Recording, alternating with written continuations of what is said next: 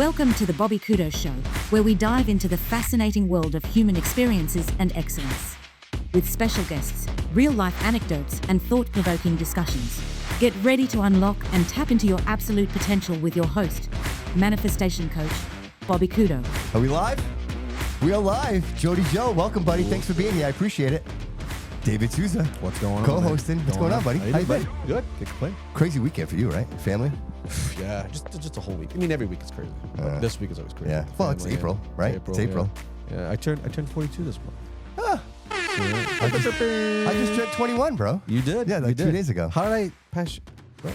Yeah, believe it or not, it's amazing. Ladies and gentlemen, you go backwards. Welcome to the Bobby Couto Show, April Livecast, Episode 1. Our very special guest. We know why you're here today. We know why you're here. For this man right here, Mike Silvia, the former reporter. Welcome to the show, my man.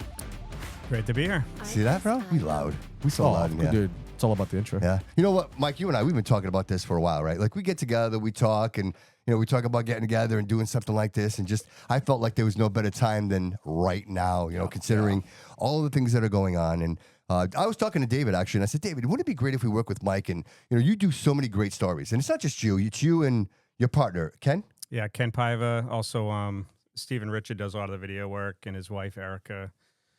And then my brother does a lot of stuff as well for New Bedford Guide. But nice. So it's Ken Paiva out here in Fall River. Yeah. So there's so much great content, right? And it's all the headlines. And I think, honestly, Mike, without exaggerating in any way, shape, or form, you are the information that's pumping through the city. Like, without you, sir, the only news stream in the city. I know we had the Herald News, and for whatever reason, whatever's happened to them has happened to them. And I think that they're providing information that, quite frankly, isn't as relevant as what I find your information to be. And I'm not saying one is better. What I'm saying is what I find myself drawn to. The information that you provide, one, is very easy to read. Like, I love how quick I can get through it. I get all the information that I need.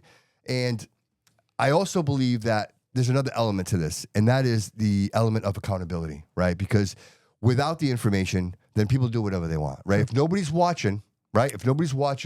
Then, like, it's just the cookie jar is empty. There's nothing left in there. Yeah. And so I think that in this space that we are right now, what you do, brother, is critical. And I just want to say thank you, and I'm grateful for that. And that's why I wanted to have you here, brother, to just really talk about it. And introduce. I know my audience knows you, but for us to be here in the same room, having a conversation, talking and discussing of some current events that are happening now. Yeah. Right. What a great thing, right? Yeah. Yeah, it's kind of nice being on the other side. I'm usually the one doing the interviews, so it's kind of nice to. And the studio space is great. Thank you, brother. But so the media has, in my view, it's not hyper local anymore, and that's when I came in with New Bedford Guide. Started that, where you have newspapers, radio, and print. They cover the big picture stuff, but not the hyper local community stuff. Yeah. The balance that is tough now is the attention span is like Vine, which is at 5 to 10 second videos. Now it's TikTok, which is like a minute or two. Yep. It's hard to do investigative reporting that someone's going to sit and actually read for 10 minutes, which is not easy to do. Sure. So then you got to translate that into like video form, like podcasts and stuff like this. Right. But see, this didn't just come out of nowhere for you, Mike, right? So let's a little bit of history about Mike Silvia. Homeless kid, right? Homeless. And how old? So I'll give you a good story on this, and I've shared it a few times, but not really publicly. A family that you have to understand. I was born in the 70s, and in the 70s, men could beat the hell out of their wives, and they throw them in a drunk tank and then let them sober up. The next day they come out. I remember those days. Oh yeah. So I was like, younger than 2 years old. My dad is beating the shit out of my mom constantly.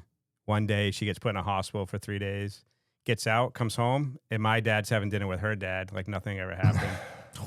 So she takes the kids and flees to New Bedford. I grew up, thought my birthday was March 17th. It was actually March 18th, but she changed my birthday to kind of hide me from my father, right? She was worried he was going to come get it. So I basically until 5th grade, I was basically living in different houses, different different parts. Not homeless per se, like we see at like Kennedy Park. No, right. I know what you mean. I know what you mean. But kind of wandering nomad at friends' houses and barely getting rent and getting kicked out. My mom was in one of those like biker groups, not Hell's Angels type, but the guys that are around New Bedford area. So finally got to move to, and I had one vivid memory of finally moving to Fairhaven which is like the big upgrade from New Bedford in the 70s and 80s. Yeah. And I show up to my first day of class, and I have a jacket on. And one of the kids is like, "Hey, you ski?" I'm like, "No, I never skied." And he's like, "Well, what are those tags for?" And because I got it from the Salvation Army bin, right? So I have all these like tags of skiing. I never skied, and I was like, I was kind of confused with that. So yeah, I grew up pretty much homeless until about 5th grade, and then finally stability, living in Fairhaven, and going to the middle school and then high school there. So when do you decide you want to do military service? So after I graduated high school, right before I graduated high school, my mom said, "You can have $500 or go to your prom." I said, "Give me the $500," and I moved with my buddy down in Florida. Oh wow! So you took off. I just took out of here.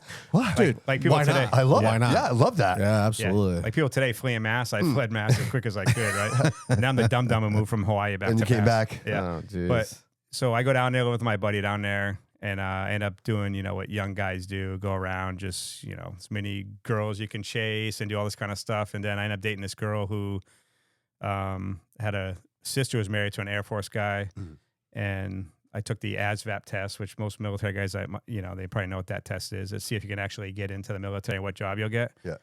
And I didn't join, but then me and this girl break up. I come back to Massachusetts and did some work around the area, and I said, "Hey, I want to travel and get my college paid for," and that's the best way to do it. So I've been to 22 countries.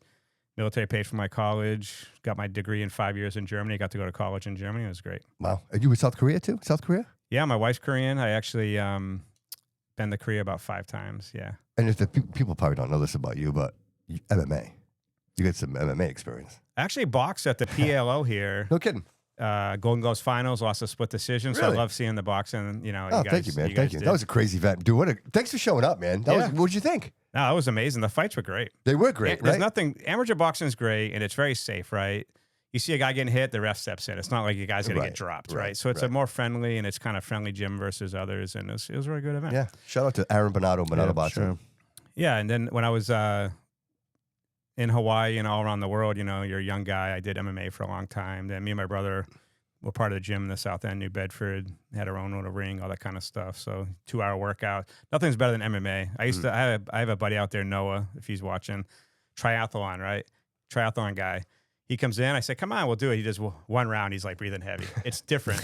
Boxing and MMA is different. People look at it. Yeah. They see, oh, it's only 3-minute rounds. Yeah. It's an eternity if you don't get it Yeah. right. I don't think It's people your realize full body. Yeah, It's what it is. always in action. Yeah. Dude, and A boxer can sit there and play a little bit, right? It's constant. Once you're in and you're locked in with somebody, if it's like they take it to the ground, Yeah. you're in that position potentially for a very long time until sometimes until the bell rings. Yeah. MMA is 5-minute rounds, boxing's 3. Yeah. And people might not know. Have you ever watched that Pride? Yes. Pride was 10-minute first round, 5-minute second round. And if it was a draw, you had a third round. Oh, wow. Oh, and they were brutal. Yeah. They were brutal. That's where back most then. of the UFC guys, the big Came from names, there. came out of. Yeah. Quentin Jackson, Yeah. Fedor, those all guys came out of the Pride. Oh, wow. Yeah. Yeah. And Dude, it was see that bare knuckle fighting? See that? yeah. That's great. That's That's great. the original fighting. That is Yeah. great. That is Yeah. great. I always think of the old. Well, here's some trivia. the Irish guy. People might not know, gloves are not there to protect your face. They're there to protect your hands. Because original boxing, it would go 100 and some rounds. And some of the rounds would be boring, but guys bust are your breaking their hands, hands. breaking So your eventually they hands. put leather straps, and then the gloves were born. MMA's 4 ounce, boxing's 10, 12 ounces. But it's there to protect your hands, not your face. Dude, everybody I talk to who boxes tells me, like, dude, that doesn't help. Like, it's just, you're getting hit with a brick. You know what I mean? You're And better off depending on getting the knocked size- out than get punched 100 times in the head over Yeah, and over. Your brain's exactly. getting concussions. How doesn't these guys have like CTE? Or They do. something? They all do. They do. Everyone They all yeah, do? they do. They do. Okay. Popcorn ears and yeah, it's kind of it's the byproduct, Well, bro. It's the more byproduct. boxing. I'm saying more boxing though, right? Because you look at like football players, Yeah. right? And they're getting hit all day long with helmets that are padded, and maybe it doesn't soften the blow 100%, but it does soften some of the blow. Yeah. Where you take boxing with those gloves, even though like I said they're padded, but they're not force. meant for Yeah, your the they're not force. meant for your face. They're meant for your fist. Yeah. That should mean that there should be a lot of boxers out there that have. They probably And have they it. probably do. They probably just Yeah. don't talk about it as much as like other sports, but Yep. it's an incredible thing to be The hit in thing the is with- face all the time. The thing is with CTE is that like you can't detect that till after someone passed away. Yeah, until they start like shooting their friends. is that yeah, how that that's goes? That's usually how you can tell you guys You CTE. can't detect CTE till after the fact Right. that they're dead, like or something like that. Aaron Please Hernandez correct me if type I'm of deal. wrong. Like Aaron Hernandez. Like people nobody gotta saw die that in order to coming. find out. Nobody saw that No, coming. no, The no. dude was like a gangbanger everywhere. Like he was doing crazy things, and no one said, "Hey, like take the gun away from this guy." Well, they thought it Like, was because of him being a homosexual too. Yeah, but we found that out after. We didn't know that. Yeah, well, It was but a lot that of was the life things. he was living in then. Yeah. Right. So that could be very much the reason why, or part It's of all in the head. It's all in the head. Yeah, it's all in the the guy, head. the guy clearly, I mean, he grew up tough. He Yeah. grew up in Connecticut, right? I think, and gang members, and he never left, Yeah. even when he was in the NFL, which is so crazy. You would think that this is your moment, skedaddle, right? Yeah. You leave, Yeah. but maybe because he played in New England, that close to home, Yeah, and he was really good. and Yeah. he was phenomenal. Yeah. He would have been probably top tight end of all time. So real quick, I want to get into the show, but I want to finish with you first. Yeah. So Air Force, you finish your time there. Did 15 years active duty, 5 years down the Cape to finish it up to get your 20-year retirement. Yeah.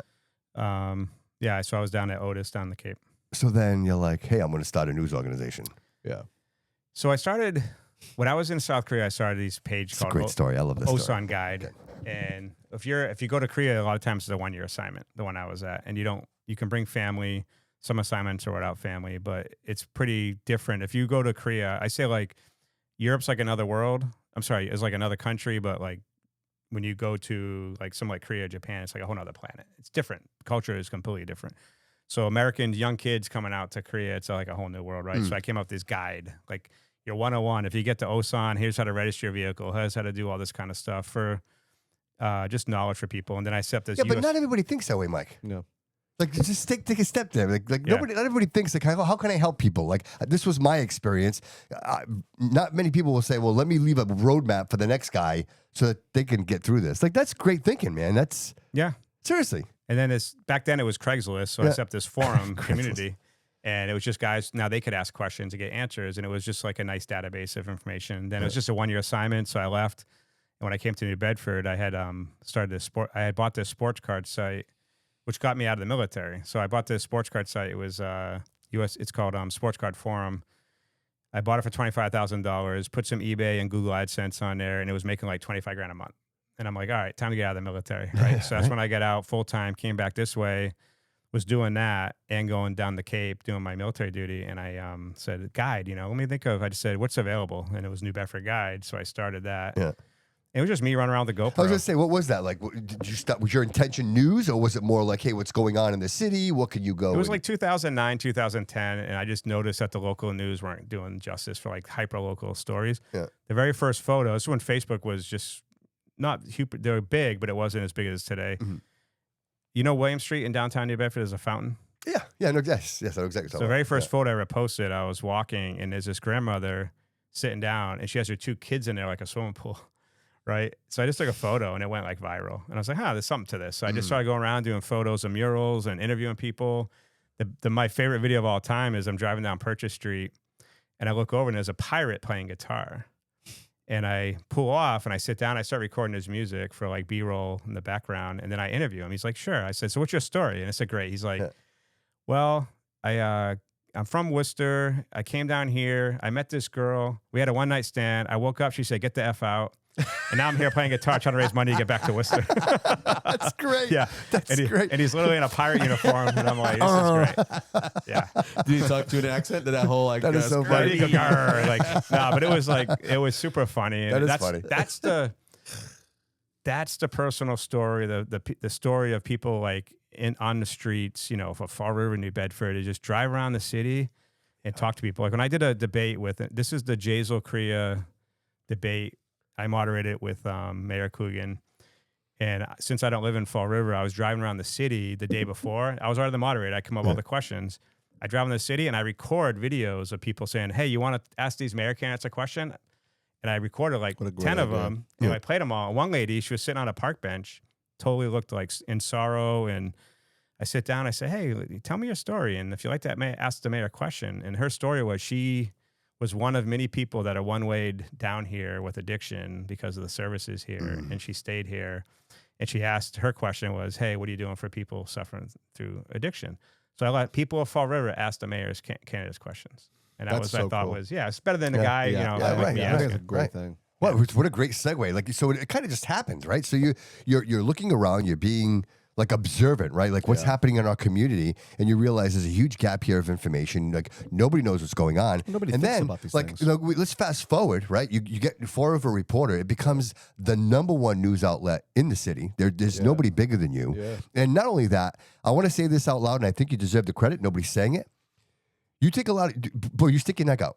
Like the stories you put out there, Mike, it's selfless, right? You're not putting stories out that are cautious. They're not like you're saying, hey, this is what's happening, and now you take this information and do with it as you wish. Yeah. But you're not. I just want to be careful when I say this. You're not holding back information. It's not like you're trying to protect anybody. You're saying this is the news and this is how I'm presenting it. Yeah. If you were doing a business plan, what I do, you would not do.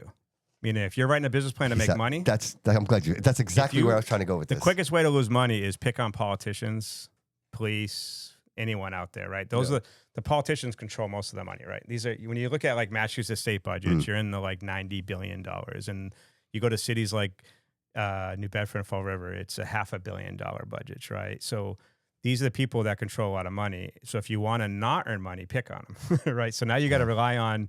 Then you got to rely on like local businesses, and then if to be a local business and put a banner on Fall Reporter, you could have politicians call over there and say, "Hey, why are you out to the guy? You know, he's horrible. He's not good for the city." And it's like that's the reputation I get sometimes because I could earn I could earn a lot more money by being friends with these people, and I have friends that are politicians. Right. But they understand that the truth is the truth. Like that's not. Look, we're friends, but I'm gonna. If there's news, people are going to know about it. Yeah. And it's funny because in my own experience, I'm small potatoes over here, right? And I've had people say to me, Bobby, no, I can't because like there's it doesn't have to be directly with these politicians. It could be it's these people that are dependent on certain things of the city, right? Like they run businesses, they run operations, and they know or are afraid that if they say something, there are repercussions. And that's the history of America, right? So Revolutionary War, it's like I think most people at first were supporting the British. They didn't want people to break away, right? So you have, it's always, and that's why when I always I hate to throw us into immigration, but when you have people come into America, they say, hey, they're afraid of people, of dictatorships, or they're being oppressed. It's like, look, America was being oppressed, and we stood up against the number one empire on the planet. Yeah. And I don't blame people for wanting to come to America, immigration, all that. But I'm saying, like, stay there and overthrow like in Venezuela, it took us to go snatch this guy out, right? Or you go to Iran. Right. When the people stand up in Iran, people maybe not know this, about 20, 30,000 people died before we started bombing. They were uprising and protesting. And Trump said the red line is if you start killing protesters. Yes. And they did. They started killing protesters, right? And they did. So it's in Fall River, if you remember like Jaysville and Coogan when they were running, Mayor Coogan kept saying Jaysville, dark cloud over the city. That dark cloud's still there. It just got swapped with leadership, I think. Different leadership. Yeah. And like I said, if you're writing a business plan, it wouldn't be on there to say have a battle with the most powerful politicians in the city, right? Right. It's pretty stupid. But the thing is it's funny because it's really all encompassing, right? Because it's all intertwined with each other. So, what you do is you try to align yourself with people that have the same ideas as you and want the same for the city, right? I don't want to filter the news. I don't want to control the narrative. I don't want to lie to people. I don't want to make them think that there's something that isn't happening, right? So if you can get around that, I think most people are receptive to it, but you have a majority that have power that will stop you. Like, and it's funny because they find ways, because I say to myself, like Bobby Couto, right? Like I'm here, I'm all about the community. I'm trying to have a platform to share some information, right? And, not to bring it up, but, WSAR, I'm just a little guy, right? And I'm there, and then we get a phone call and they pull me off the air. Like, and I'm just a small guy. Like, so, and I only mention this because I think it's important to mention that there is an element of control. There is an element, and I was surprised by it because like we were talking earlier, I'm not used to this. Like, I don't think people think that way. We would never assume that was all controlled. Yeah, like me. Like why me? Like like my intention isn't, again, and I can have an opinion, and I think it's important to have an opinion, right? I think all of us, it's important to have an opinion because if you don't have an opinion, then you're just a lemming, right? You might as well just jump off the cliff, right? But when you realize, like, I want to say this, but if I say this, there are repercussions for saying it. How do you get out of that, Mike? How do you fight that? Realizing that if I put this story out there are consequences. There are consequences. Yeah, I'm more fortunate that I have 750,000 followers behind my social media accounts. I reach between New Bedford and Fall Reporter about 70 million views a month. Wow, reaching about 80% of Massachusetts and Rhode Island. So I have round of applause, Jody. So it's a little if you're a small guy like starting out and you maybe have like 1,000 followers, something like that, it's a lot easier to be squashed. Yeah. Right. If you're the Boston Globe or you're a big name out there, it's a lot, and legality, you have to understand that the worst thing you can do is freedom of speech can only go so far. You can't defame, you can't incite violence, and there's the people use the legal system to do lawsuits, those kind of things that can actually like block your and bankrupt your company. Right. They did that to try to do to Trump, right? Try to bankrupt them for overinflating assets, those kind of things. They will find ways. And think of guys like, Mayor Adams in New York. Remember he was mayor of New York City? Yeah. That guy was loved. He was That's up right. and coming. Yeah, dude, right. And what did he do? As soon as he said something. What did he say? He said, I think we should secure that border. Yeah. They pulled that dossier that he went to Egypt and got a $10,000 free hotel room. And then suddenly we have Mandani. Right. So that happened quick. The problem is that's incredible. Yeah, the Democrat Party has dossiers on all their people, and if you step out of line, they pull it and they throw you under the bus. That's just how it is. I'm sure Republicans do that too, but I see it more with the Democrat Party. Yeah, but the funny thing is to see it here. You know what I mean? Because you think on the federal level, you see it, right? You see the kind of, but here you're like, oh, it's a small city. But it's a microcosm, right? Yeah. It's a microcosm of other situations, and it's happening here, and then you don't realize that this has been going on for so long. Now, like, you start to make a little noise, and now people are like, hey, wait a minute, that doesn't make any sense. You're making too much noise. That doesn't make any sense. And I was in Boston this weekend, and I'm looking around, I'm like, wow, these buildings, like all those buildings are so tall and so big. Yeah. And I say to myself, is this what their plan is? Like, is this what they want Fall River to be? Because when you're building buildings like that one on Bedford Street, I can't get over that building. I keep mentioning it. Yeah, for some reason, it's really bothering me. Dude, it's ginormous. It's so out of place. That new one that they're building on Bedford Street, right over by Slade's. The Tony Cadero one? Yeah, the Tony Cadero. Yeah. It is so out of place. It looks so awkward there, and it's so big. And I say to myself, well, that's how it starts? Because then they build another one on the side of it. And then, dude, Dell's Lemonade? Dell's Lemonade? You know Dell's Lemonade? Yeah, they're big in that department. Yeah, well, the building's been shut down. It's the one on North Main Street. Yeah. Durfee Street? Durfee or North Main? It's right at that. North Main. Yeah, it's North Main, right? Yeah. Dude, it's going to be a 9-unit apartment building. Like, I don't understand. Can 9 units even fit? Dude, I just don't understand. Well, why so many? Yeah. Why so many? The big problem with that, though, is if you walk Main Street, just half the retail is closed, right? And you keep building more population without the jobs to support it, it's going to be a tough mix. Right. I do agree with having more housing because supply and demand is unbreakable principle. So the more housing you have, the rent should come down. Mm-hmm. But if you're bringing a lot of new people into Massachusetts that need that housing, then you lose. But see, I think it's almost opposite of what we did, right? This city was built on textile. So if you look at the houses and you look at the properties, you can actually see how this city was built. Correct. 3-family houses to house the people that were working in the textiles mills. Absolutely. The more mills, the more houses they built, that right? goes for a lot of those kind of cities, too. Yeah, but that's kind of like, so they were building the houses to fit the people that were working in the factories. Yeah. We're not doing that. We're just building houses to put people in it that are going to do what? Come from Boston, take the train, come from other places. I mean, I get it, but what are we creating? Like, are there any new businesses? Because I see new buildings going up, but I don't see any new businesses. I see businesses that are selling and being bought, and there's new ownership, but where's the new business, right? There's none of it. Well, you had the South Coast Plaza. I mean, that was one. But that that was, what, 12 years ago? Yeah, well, still that's also minimum wage jobs or close to minimum wage. Amazon was pretty good when that came. Yep. They still get tax breaks though, right? It was like a 10-year. They got a TIF. It was like, I think they're renegotiating that now. Yeah. But yeah, the thing is, I always compare Fall River and New Bedford, right? Yep. So you have, at one point, New Bedford was like one of the richest cities on earth. Yeah. Hetty Green was the richest woman on earth. The whaling industry, days. right? Yeah, the whaling industry. Yeah. And then you rose up to textiles, and Fall River and New Bedford both had the textiles. But then New Bedford got fishing industry, and we have a beautiful waterfront in Fall River, but they never really got into the fishing part of it. Mm-hmm. So if you go look at New Bedford's budget from Fall River's budget, New Bedford's budget is like 80 million or 100 million more. It's like really a lot bigger. Wow. And you have the cities are roughly the same size. Fall River is like 93,000, 95,000. New Bedford, you count not the undocumented, it's like 102. It's probably more like 105,000. Yeah, more people there. Yeah. But the budget is much bigger. And here. No, New Bedford's budget is way bigger. So what would you credit the growth, Mike? What would you credit the growth in New Bedford in comparison to Fall River? Why are they growing? Because that's a Democratic, the mayor's a Democrat. Well, it's always been a Democrat. Because you could make the argument, he's a Republican. He's not. He's a Democrat. Not. So with that said, their growth is exponential, right? Everything about the city is growth. So what I say is you can tell a city by their downtown. So if you go down downtown New Bedford, they made it a historic park, cobblestone, It's beautiful. Belgium set bricks that are everywhere. There's very few vacant storefronts. I would say it's like half here. Right. If you took the second high, it's like probably more than half. The second level is almost all empty. Yeah, right. And then they replace it with a lot of housing, right? So if you go down North Main Street during the day, there's a lot of elderly hanging out. And it's good. It's housing for them, right? Right. But like you said, if you keep building housing, you don't have any jobs to support it. Right. That's a problem. But Fall River has never really jumped on industry and made it like theirs, like New Bedford did. Fishing is a huge industry. It's the number one fishing port on the planet.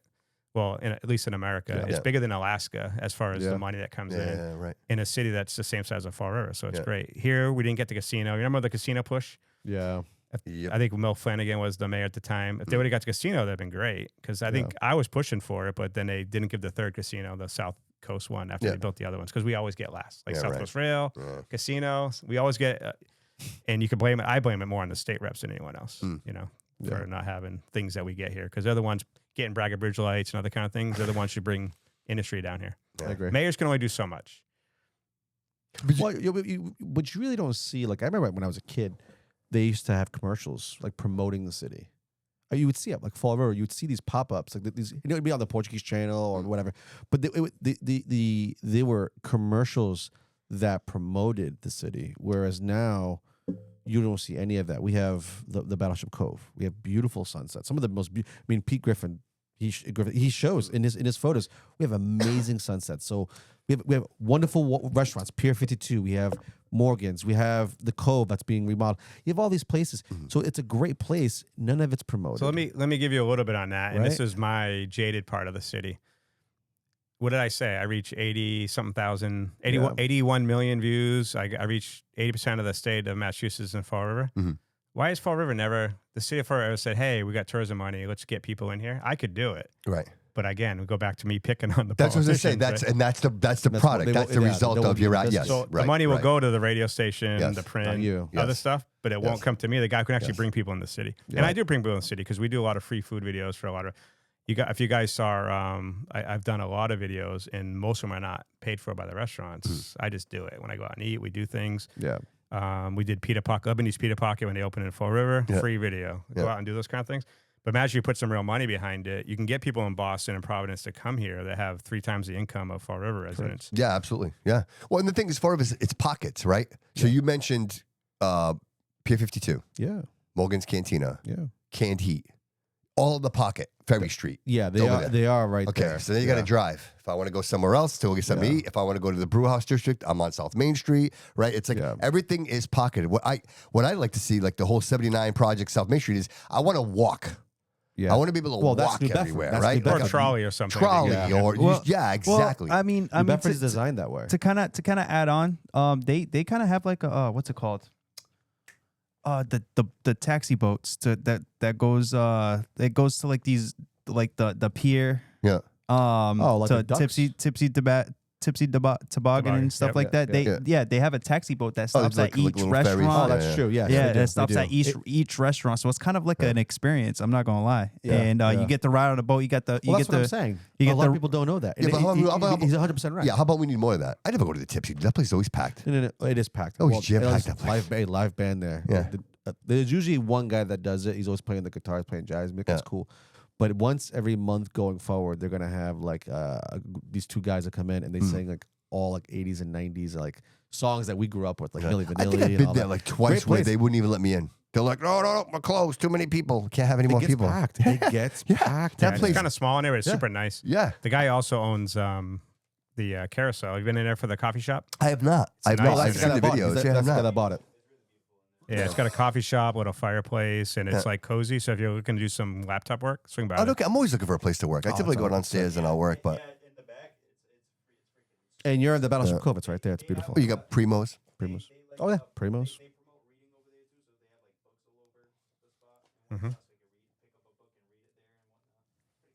So listen, we're going to get into some down and dirty stuff, but I just want to mention Troy City Mortgage, Dave Pereira, 508-207-5864 for all your mortgage needs, the official mortgage provider of the Bobby Couto Show. Go check him out. Tell Dave you heard about him here at the Bobby Couto Show. So you guys want to talk some business? Want to do some business? Let's do it. Let's do the opening hook. So I had the opportunity, Mike, you did a live this week. And I hope if the audience didn't get a chance to check it out, I actually have it on the Bobby Couto Show. It's linked there. Go check it out.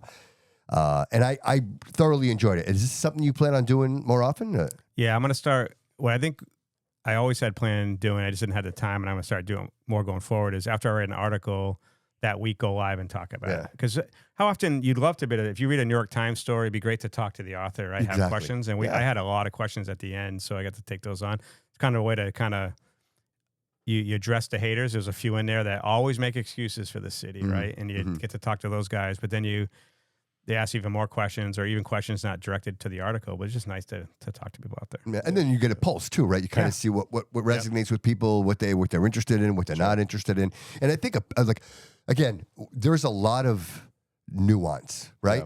Depending on where you are, if there was one thing I learned about all of this in this political kind of realm, is the bottom feeders, right? Figuring out how this all works, right? Who's receptive to the information and who's like depending on the information, right? Yeah. Because some people are depending on the system, and you'll have a different conversation with them, no matter what. If they get government benefits, that's a different conversation every single time. So, you could have a conversation with somebody and not know what their personal life is, and realize that they get government benefits, but that really narrates, like that becomes a driver for their point, what they're trying to. So I struggle with that sometimes, but with that said, I think, when you talk to people, we all want the same thing, right? We all want a great community. We all want to have a place where we feel safe, where we know that, our elected officials have our best interest in mind, right? And that, obviously, dude, there's always going to be bad, right? There's always going to be bad. Yeah. But more recently, I think when you manipulate information for a cause, right? And in this case, like your most recent story that we're going to discuss, and that is the warrant situation with the Fall River Police Department. And I hats off to you, Mike, because if it wasn't for Mike, nobody would even know this existed, right? Oh, 100%. You're not hearing this anywhere else. So anybody listening, obviously, this is not a yesterday thing. This has been going on for quite some time, and there's a lot going on around this in the city. Even so much so that, Mike, you've been literally calling people out to be like, hey, answer to these questions, answer to these situations, and they can't. Like, they just and so they can't, because you realize they can't tell you the information, because if they tell you the information, they're incriminating, right? And that's become like the word. This is what it's become. Yeah. So we're going to play a quick video real quick. And in case people don't know, Mike, do you want to just give a quick synopsis of the warrant situation, and just so people are aware? Yeah, so I had got a tip that a Swansea police officer was kind of being targeted by the FRPD, that there was potentially 2 search warrants. One was sent and it wasn't good enough, so they reapplied for it, which turned out to be not true. So I go to the Clerk Magistrate office in the Fall River Justice Center, which is the courtroom. I go up to the magistrate office. I start telling them, hey, I think the FRPD did a warrant. I think this is the guy who wrote the warrant.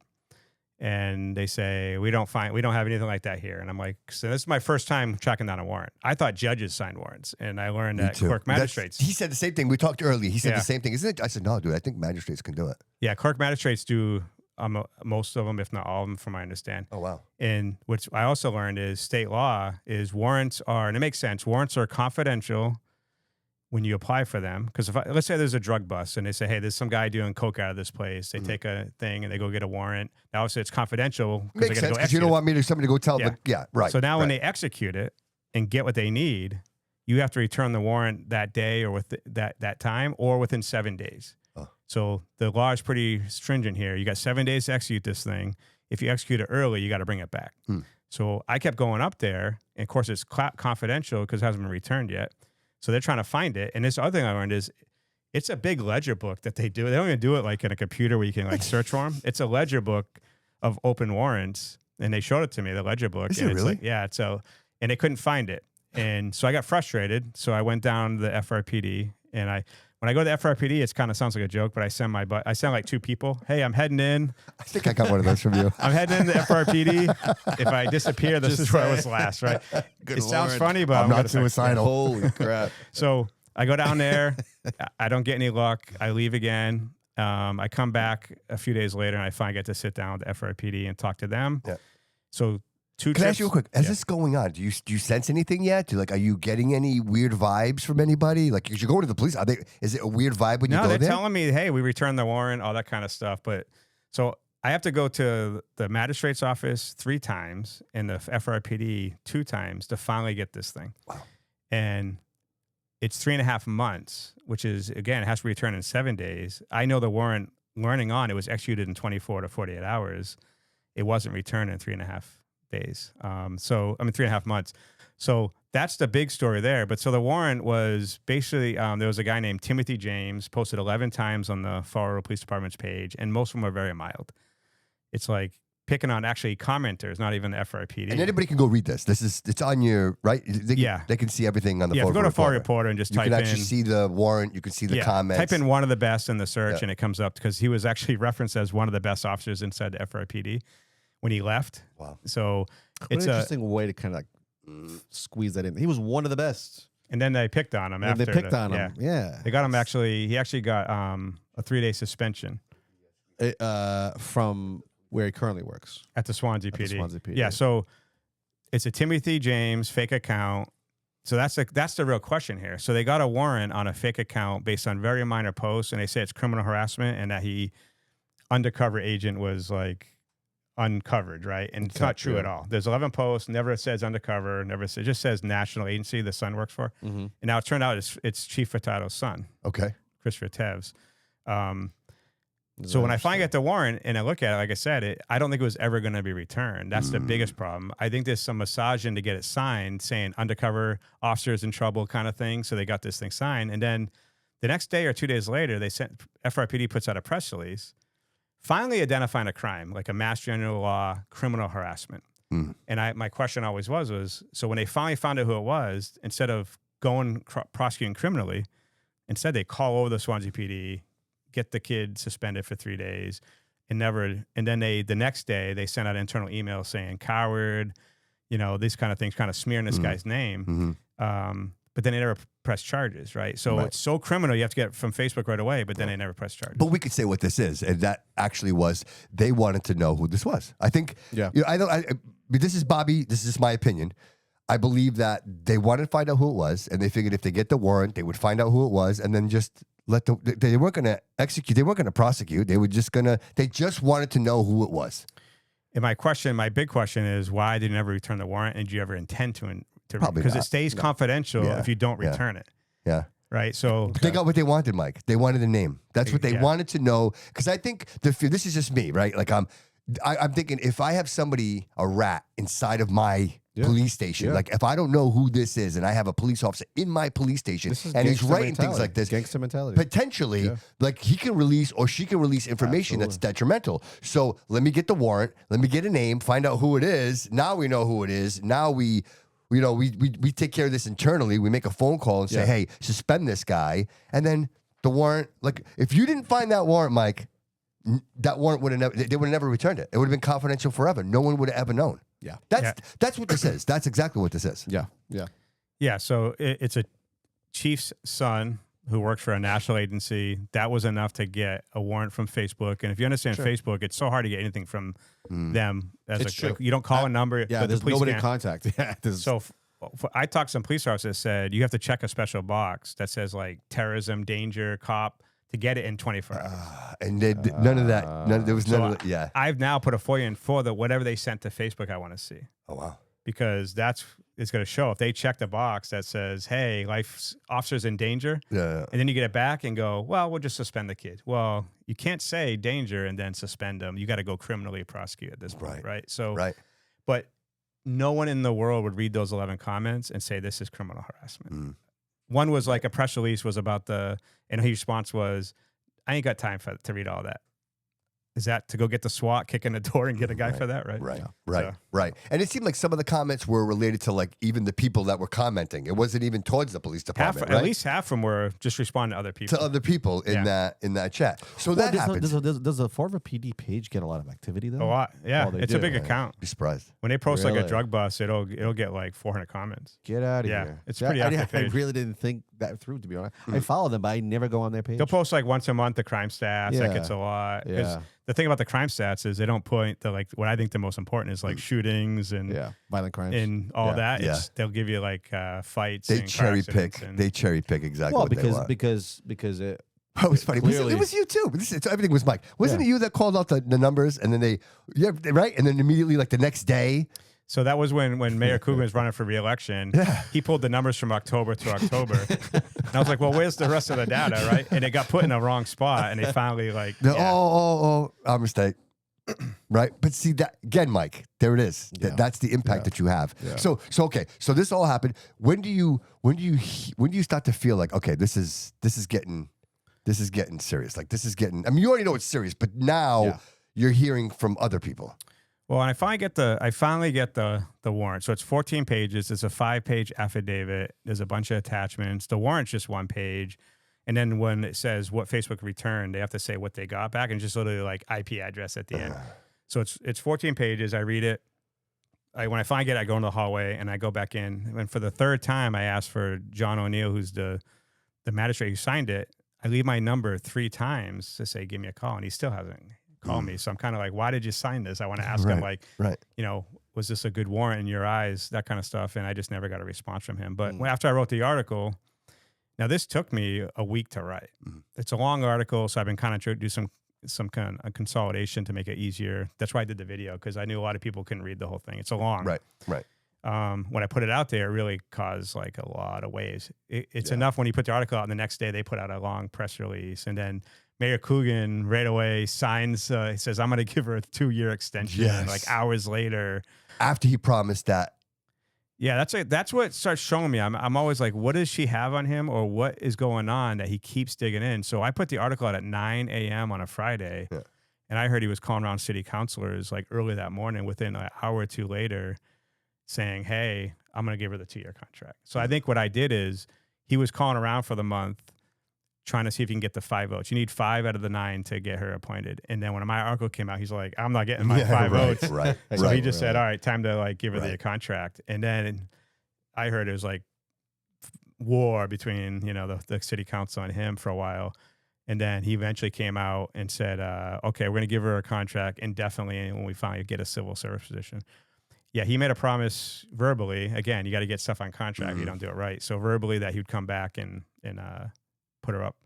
But legally, I guess they've always brought renewals to the city council, but this time is a little different. And we have a bill right now that's sitting with the governor that would change. No, it's already signed. Oh, it's already signed. Yeah, so January 29th, Maury civil Healy. service. Yeah, so Michael Roderick, you have to have a senator and a House. So Michael Roderick, Scarfiola, put the bill up 6 months earlier to say, hey, we want civil service position.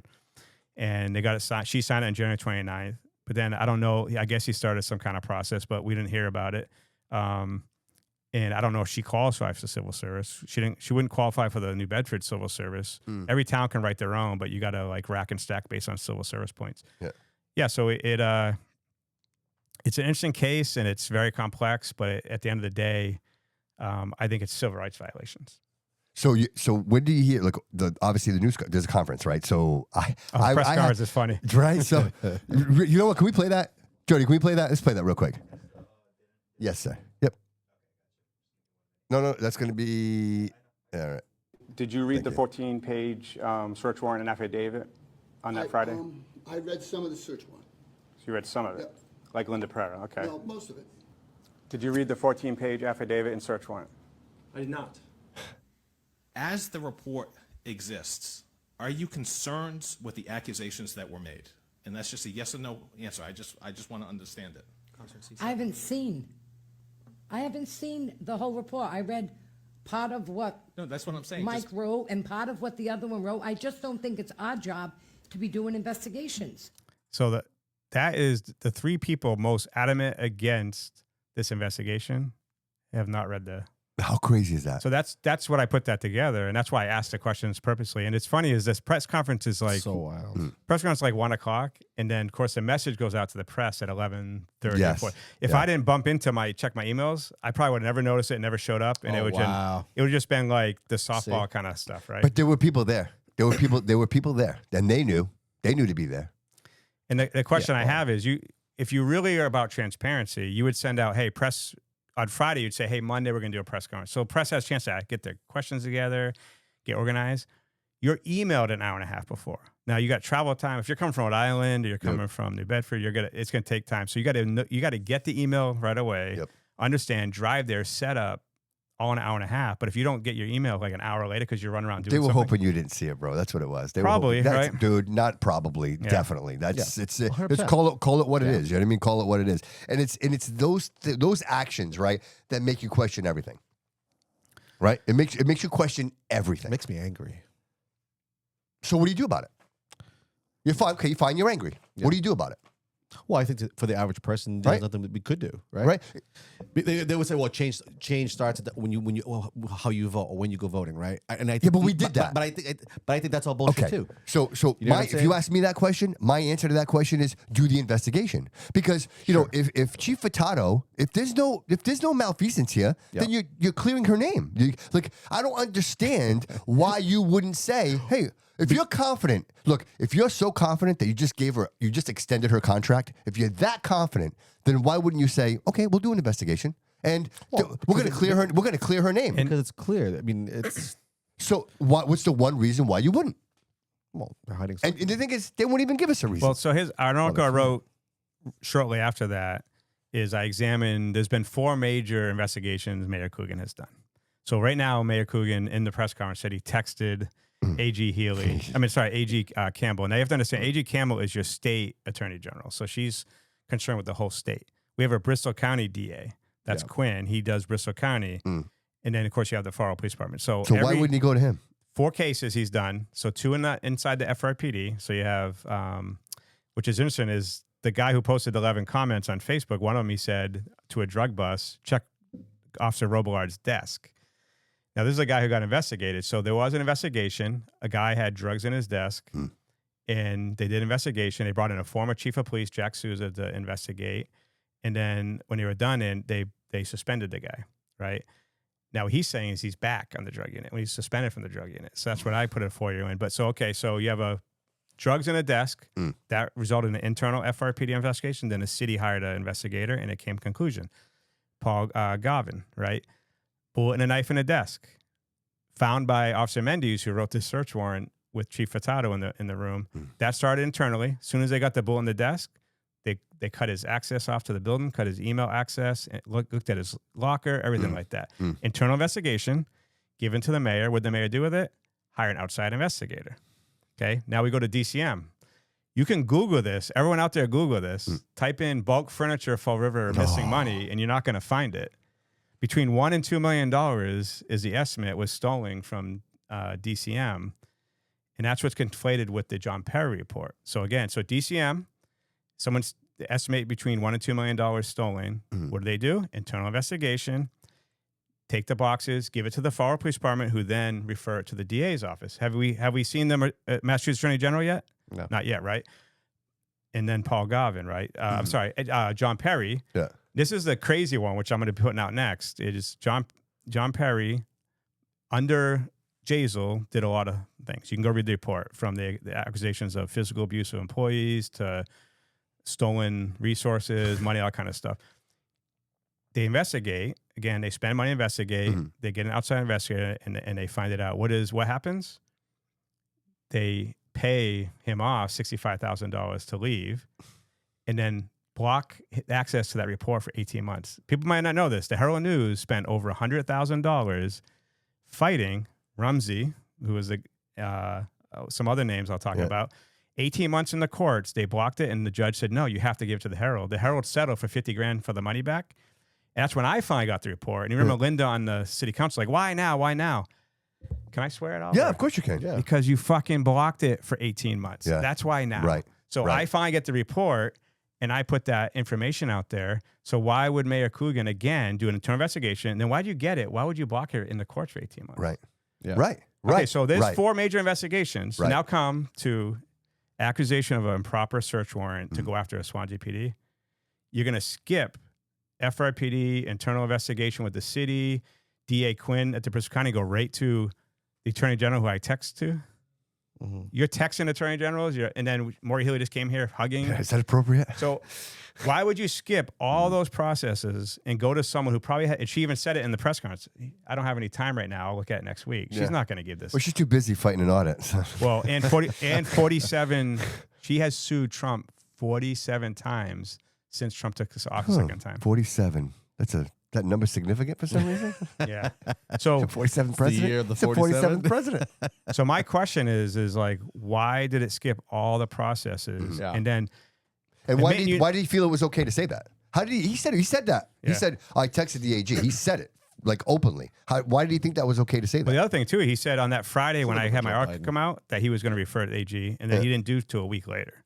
So that's my question on this. Like, But again, why would you do that? Why would you just not agree to the investigation? Let the city council do an independent investigation, right? Not even the city, hire an independent firm to come in. and now the city council is doing that. Yeah. You know what I mean? And then they fought the city council. He said he vetoed, which you can't veto a motion. But But he did it. yeah, he said he was going to veto it. And then he's saying you can't fund it. So the city council has to find their own money. That's when Cliff said he'll do a fundraiser, but they do have the money. City council is going to do it. But what you're setting up here is potentially a bunch of cops, police officers saying, I plead the fifth. Yeah. Because you're going to have an investigation that's not authorized right, Absolutely. by the mayor. Yeah. Yeah. I mean, I frankly, if I was a police officer, I'd probably do the same thing. I'm pleading the But, fifth. but I got every it. police officer, so Paul Galvin report has 323 pages, and they interviewed all the police. So bullets and a knife in a knife in a If desk, people just don't know. drugs in a desk, Yeah, if peop- all got cops to do investigation and answer, Yeah. Yeah. talk. But now if this doesn't, then you got to go, well, why would they all plead the fifth now? They already been talking to investigators for the last two big investigations. Right. Right. I hope they would come up. And again, the one thing I really want to make clear here is 98% of the rank and file officers do their job. They protect us from the worst out there. I'm a very pro police kind of guy. Yeah, me too. Yeah, me too. So the idea, but then you have like Sandra Birchmore case, teenage girl impregnated by a cop, and then it's going through the courts now where they faked her suicide, right? Because she was pregnant and groomed. Yes. You have Turtle Boy did Karen Reed. You have John, what's John his name? O'Keefe. O'Keefe, right? Yep. These are cops dying or Yes. being. So what I'm talking about is a cop was targeted in Swansea. Yes. Yeah. Yes. So Yeah. I'm pro police on this. This is not anti police. This is pro police. And when there's abuse in it, we should all want to get Oh, behind absolutely. the abuse. Imagine it for the audience. Imagine that you have a comment on Facebook and you make a comment, and then all of a sudden there's a warrant for you, right? Like imagine that. Well, yeah, No, that's exactly what they're this going is. to pull a warrant on someone like him.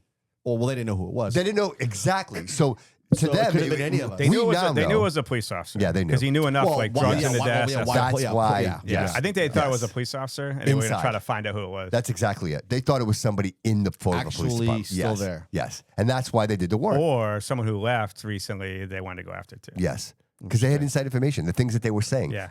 The draw, the desk And, draw. and it backfired. Their press release backfired because what they put on there was finally a crime, but they said, "Hey, you guys," in the press release, it says, "Hey, we found out it was a cop that was going through emotional stuff, so we took it easy." And it's like, well, if that was me, you wouldn't have took it easy, You're right? right. So if you found a press release, you found out someone was criminally harassing, you might not take it. You might not like just let it go, kind of thing. Right. But then I found out is they call over literally the next day to Swansea, and because I did a FOIA and I got actually a disciplinary report. I got a lot of stuff. You read the article. I also got when Sergeant Aubin 2 days after belittles the Connor Levesque, who's the officer in Swansea, says he couldn't hack in the FRPD. But then I found Officer Mendes was his supervisor and literally glowing review for a future job and saying one of the best. And then he actually got acceptance to Mass State Police. And I found out it's like a 30% acceptance rate.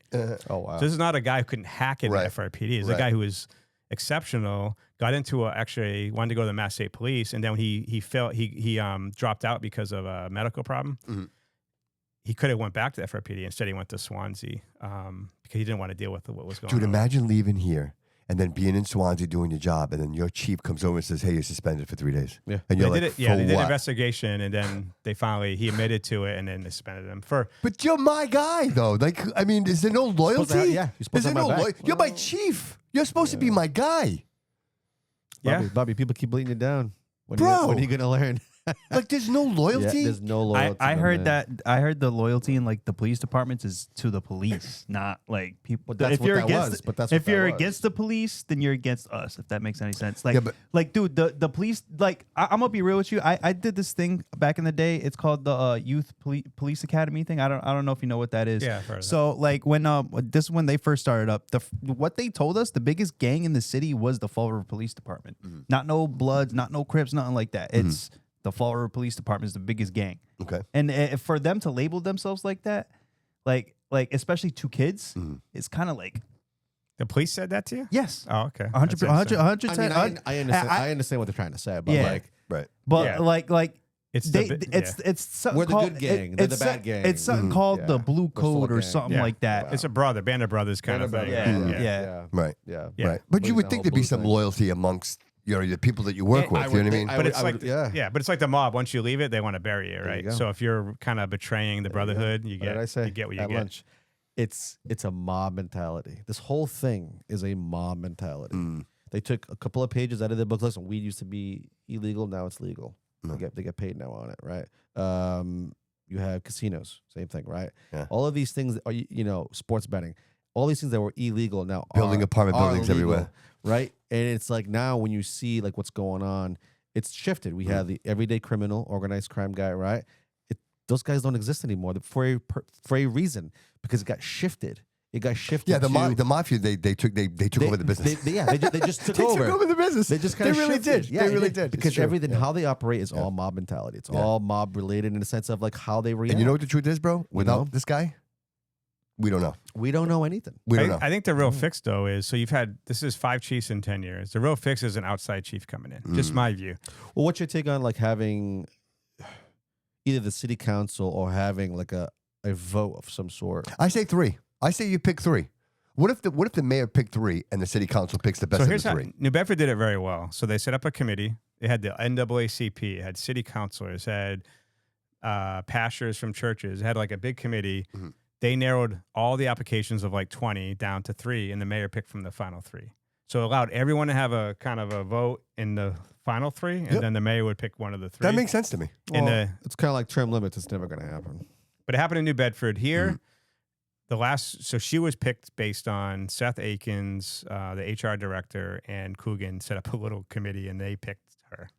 I love that he has this detail. This is the That you current- do. this You is have the so current much. chief. I love that you have all this detail, man. You know what I mean? Because this is stuff that we're not privy to. You know what I mean? And you have so much detail that it makes sense to me. Because like I'll look at something, but I don't have all the information, so I don't really understand. And then you say it, and I'm like, oh, Yeah, Mike's trouble. I'm like, you are trouble. But the problem is so Mike's trouble. they went from civil service to contract, from what I understand. Okay. Because civil service is very difficult to fire. Where contract, you can just not renew it or pay them off and they go away. Civil service, to fire someone, you have to go through the whole like major process. So if you end up hiring a bad chief, it's really hard to get rid of stuck them. with them. Yeah, so that's the only problem. But I would say I'd be fine with a contract, but it's got to, like New Bedford brought a guy in. The guy they ended up picking out of the final 3, I think was from Ohio. He was a former chief. He was teaching criminal justice. And they got him in from Ohio. I believe it was Ohio. So, and then the Massachusetts State Police, remember all the overtime scandal and that stuff? Yes. They brought in a guy from New Jersey to take over the Mass State Police.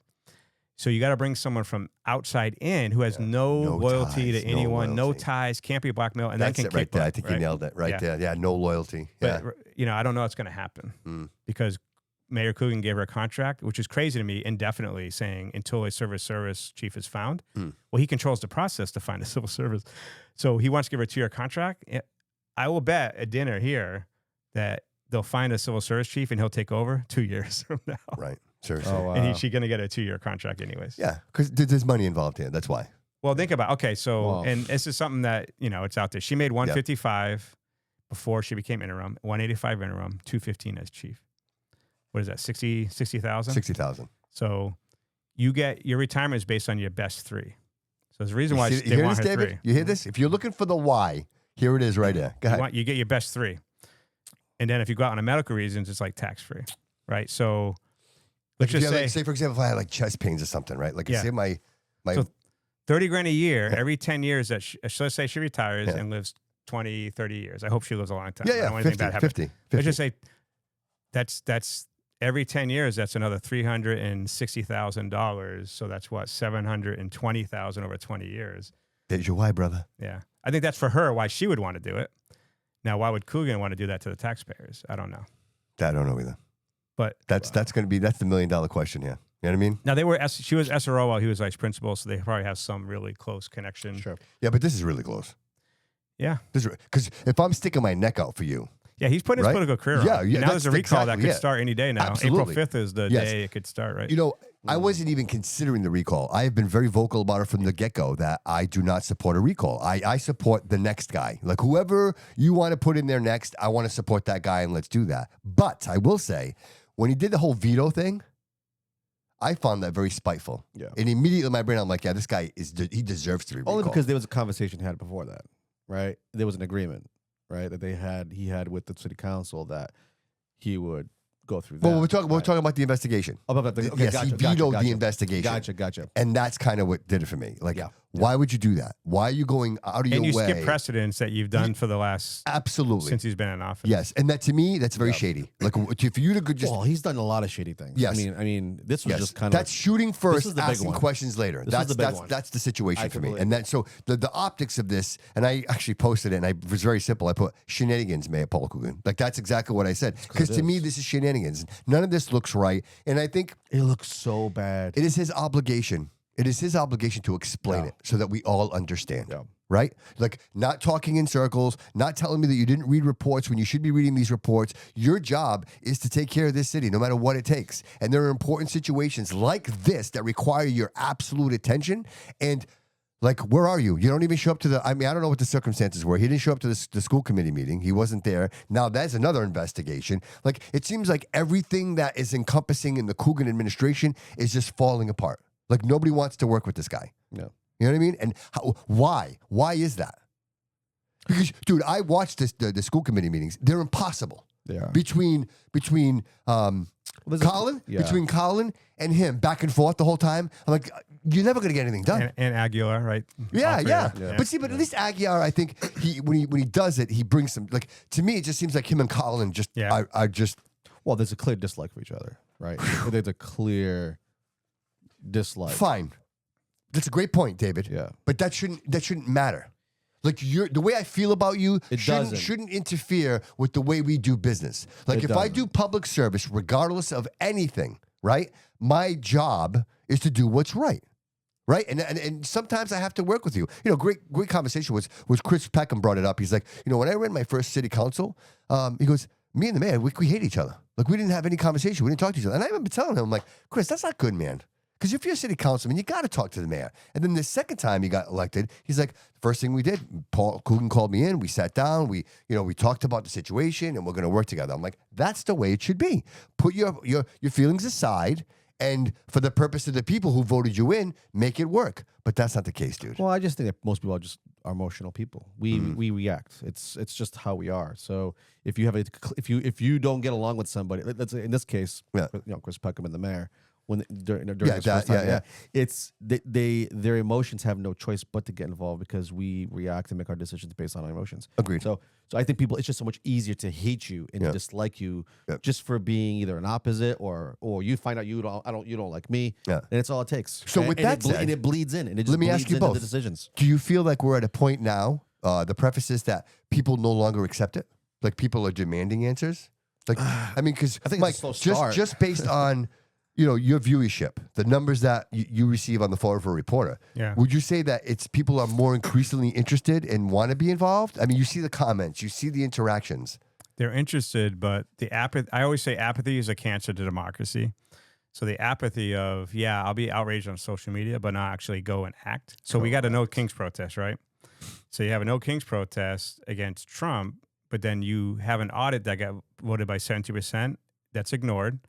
You have what's going on, you find out like, hey, our trash bill is millions of dollars more than expected, or our healthcare went up 13 million than we expected in the budget. No one does anything, Mm-hmm.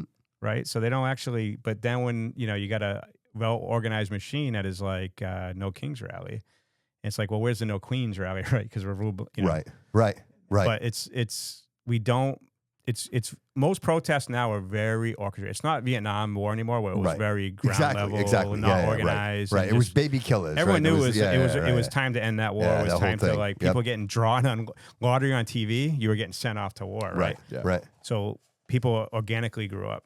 And now, since the Occupy Wall Street, it's just all been organized and planned, and it's funded by billionaires to go against other billionaires. Is what it really is. We're just pawns Like in the George Soros of the billionaire world. chess match. Yeah. Right. Yeah, but anyway, I mean, he's not the only one. Did you hear Maura? He's not the only one. Did you hear her? Did you hear her at the rally? Did you hear her speak at the rally? No. It was very off-putting to me. I mean, obviously, I'm not a fan, but to hear her up there screaming and yelling like that, right? ICE and I never understood the ban ICE, abolish ICE. You're saying you're not for open borders, but you want to ban the guys that that's like you ban border patrol and Does it borders. make any sense? And the best part was the airports. They're like, oh, the airports, and then they bring ICE in. They're like, people are like, oh no, we just got through, like really super Did you fast. see the video where the ICE agent gave a Heimlich maneuver to a kid and saved the kid's life in the airport? It's like these are the bad guys, right? These are the bad guys saving lives. Yeah. But that's the narrative, right? That's the make everybody afraid, make everybody, the sky is falling, which is a great point, leading us into that, Mike. It's just a great segue. Yeah. And that is the No Kings protest. Like that just happened this week, last week. Was it last week? Yeah. And it's funny, we got a video. Saturday. You want to do that video? It was Saturday, right? You were a part of that, right? You were loco went out and do that? Yeah. So Thought it was a there was some cycle. here in Fall River, right? Was Fall River? Yeah, it was over by the South You Coast want to talk? You Marketplace. want to talk this in real quick? Which one are we doing? We're doing The, her. We're doing Cat Lady. All right, so this lady, I was already there and did a few videos. So I did a lot. I always, when I go to these rallies, I do one live video. I don't try to there's a lot of things that try to make people look stupid or try to take a side. I just walk around. If you watch my video, I was like, hey, nice, you drew pretty good. I was just kind of like going through. And that's how I do my first live video. Then I go through and then I do the interviews recorded. And I got a bunch. And then I was kind of heading in my car and I look over at this lady and she's yelling and I'm like, I thought, because sometimes at protests, people bring their own little protest. And I thought she was saying no cats or no death to cats. I thought she had no death to cats. I thought it was like, okay, she must be like, there must be something I don't know about. Like they're killing. She brought a group. I don't mean to laugh, but So I I already go- saw the video, so I'm kind of like. So I go there and I say, what are you saying? And she's like, she starts saying, I say, you say cats? And she comes up to me and starts yelling. And that's how this video Yeah, went. good. No death camps on American soil. So now I can ask what you're saying. No death camps on American soil. No cats? No death camps. Okay, so that's why you're here protesting today? Yeah, because those camps are death camps. And no one wants to say you killing human beings in those camps or raping them. They doing what Hitler did. So they can shove it up their little tussies and smoke it. So where are these camps at? Florida, I love the follow-up questions. I love the follow-up, Mike. I do. I love it. Keys, every building that they trying to put ice caps, they does caps. If you can't see it, you are blind as a bat. That's camps to the Like keys? Florida they keys? did Yeah, I'll go. in Germany. They did what? They waited till it was too late. It's not too late. So shove the Republican Party's ass up and say no more blood on American hands. It's on theirs, not ours. So you're saying there are death camps in Florida? Yeah. Okay. And where did you see that? That's covering up the camps. The ICE agents Okay. putting camps up for illegals or whoever hates Donnie. So anyone that hates Donnie don't be in death camp soon. Okay, thank you. If I have to go to death camps or get shot like someone in Germany did before Hitler took over, guarantee I'd be proud to die in front of Americans to prove it. Okay, just so you're clear, you said they're putting illegal immigrants in death camps in Florida like they did in Germany in World War II. Yeah. Okay. Thank you. If they can't see it, they up their fucking minds. Thank you, ma'am. You're welcome. And I try to walk away. No, it's still more, but it's okay. I try to walk away, and then she follows me and asks a little bit more. But That's funny, man. yeah, Do you want to play that? Play it, no, Jody. it's okay. It's You sure? if you want. Go ahead, play it. Oh, it's over. Okay. That was it. Yeah, that was it. All right, Yeah, that that's was fine. it. I think you had pieces you cut out of it for the beginning, right? Because I don't hear you say that first part. No, I was just watching her. That's the first time I engaged with her, though. Yeah. So listen, did you hear what she said? The scary part of everything she said? I'd be willing to die. You know who else would be willing to die? ISIS did that. Yeah. Well, how did ISIS become, right? Yeah. If you're willing to die for a reason, if you've convinced yourself that you're willing to strap a bomb onto yourself and blow shit up, that's that mindset. Extreme. That's extreme. I know that obviously that woman struggled. There's some mental illness going on there, clearly. But it's the words that she uses. Yeah. I'd be willing to die. Well, it's totally different. One's defending, this one's not defending. Yeah, This one is actually real. The other one is I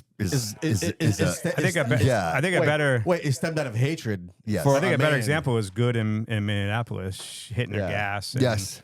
Yeah, Yes. great we example. can argue, we can debate whether, and there's debate on there if she was gunning for the agent or not. But she was hitting her gas and turning, and you watch another angle. He got bumped by the car when he shot her. I'm not here to debate if I personally think that she shouldn't have been killed. That's just my thing. But if they're willing to do these kind of things, and Trump had two people, one shot him in the ear and one was waiting at his golf course to kill him. Yep. It does get to the point where violence comes out of some of Right. this. If you're thinking, That's a good point. every question is would you That's a go great back in point. time in a machine and kill baby Hitler, right? Right. It's like you justify it, right? So it's like right. True. they're sitting to go, if I kill Trump, I'm saving people from dying in death Yeah. camps. Right. And that's the scary So, part. Mike, where do you think crazy they're thing hearing to this? think. Like, where did that woman come It's up all with those social media. ideas? It's all social media. That they're a death camp. She's convinced. That woman is convinced It's the that in propaganda the Florida that they read Keys, and watch. that in Florida Keys, that they have death camps. Yeah. And the problem is she cancels your vote in elections, right? So there's a large group of people like this that are voting, against their own benefit or their own country because they believe this person, President Trump, is in ICE. Now look at ICE agents. Most of them are probably like former veterans, former cops, those kind of things Yeah, that right. got sign-in bonuses, all that. Yeah. And you're willing to disparage just generally these Americans for people you've never met from other countries that come Right. here that have broken your own laws. Right. Right. We could debate immigration laws all day long. My wife's, Of course. South Korean. Yeah. I'm married to an immigrant. But the idea of, and I never really understood the immigration. I don't know if you know this. Do you know what what law you're breaking if you come to America illegally? You know what the penalty is? It's a misdemeanor. Mm. If you get deported and come back in, you know what it is? A felony I think it's up to 20 years. Oh, wow. And like a $200,000 fine. So if you don't like the law, change it. Right. But that's the law, right? So you're blaming these guys enforcing the law and protecting people breaking the law. Right. And we got the Boston one to talk about later, but where they actually a child rapist from El Salvador was. I saw that. We'll talk about that if you want. Yeah, I think of it's like- course. you want Yes, to- yeah. I think that was one of the topics. Let's do it. Yeah, of course. Yeah. So if people don't know this, do you have that video? Or Do is we that- have? I didn't do the video. Okay. So Did you send it to me? You didn't send it. no, to me. I didn't send the video. No. This right here. So you Yep. notice this guy here. One thing you'll notice, he's wearing an Amazon. Oh, he is wearing it. He's wearing an Amazon job Wow. thing, right? So Boston shows up, ICE shows up to this area. They got like 4 cars, and suddenly there's these patrols that run after you with whistles and blow, and it's usually these, bored women like these 2 ladies here. Yep. Yeah. And they're about to arrest this guy. Now, here's the thing. These women are saying, you're making the kids down. There's an elementary school just outside of this video of you that you're seeing here. Mhm. They said that you're making the kids uncomfortable. But having a rapist from El Salvador of children rape was not making them uncomfortable, right? So they come here, they start blowing whistles, they start yelling, putting the cameras. So ICE has to leave. And they didn't get this guy for 28 days later. So now this guy's living there Imagine that. near a school, child rapist from El Salvador, and he's delivering Amazon packages or doing something with Amazon. It took him 28 days later, and this was sent by an ICE agent. They were showing the video. Yeah, yeah. He was being surrounded by them because that's like what the good Of did. course, They're right, yelling right, at you, right, they're right. blowing They create all whistles. that chaos. Yeah, right. So this is a guy that they're protecting while these guys that are holding him are probably ex-cops, ex-Marines, whatever. You're literally hating the guys that are grabbing the guys that are raping children. and you're protecting the guys raping the children. But you can say that to them, Mike, but- and they will deny it. They will fight you on that. because they're pretending to be virtuous. Like I'm trying to protect immigrants, and it's just fine, a great virtuous thing. But you're actually protecting these kind of guys because you don't know what these guys are here for. Right. Yeah. You're just assuming they're here to grab some innocent Right. dude in the car wash. And we're not saying obviously people that look like him or whatever that status, they're all like him. That's not what No. we're saying. Yeah, and No, honestly, it doesn't matter what you look like, bro. I know, but I think that's the idea that people think that we're just targeting. So you're saying them. they're profiling? Yeah, 100%. Well, let's profile the No Kings protest. I was Right. there. Yeah. Yeah. I would say 90% of the people there were white women, and the other 10% were their husbands they dragged with a leash. Right? It's literally who was there. I didn't see true. a single minority Right. there, and I'm Right. just saying, my wife's Korean. right, I didn't see right. an Asian person It there, never- a Mexican there never person is. there, a black person there. Yes. There was no one. Well, because they all know what's And our best. parents are They all know immigrants, what's so, best. I mean, we're Right. we're very familiar with in a sense of being close to a culture of some sort. Let's say that's not American, right? Being Portuguese, children of Portuguese Americans, but they were born there, and so we grew up in a Portuguese home. I get it. Listen, I understand that there's a struggle here, and there's people I'm sure within every community from different countries But I that are posted- illegal here. You know what I mean? I posted ICE stuff in New Bedford and Fall River, and it was Portuguese guys who were rounding up. Oh, yeah. It was an Irish guy. It's But it's all. left out of the story. It's left out of Yeah, the it story is. because it's not. It doesn't really Yeah. get anybody's attention, right? Yep. It doesn't grab that. Oh, whoa, wait a minute. No, they want this.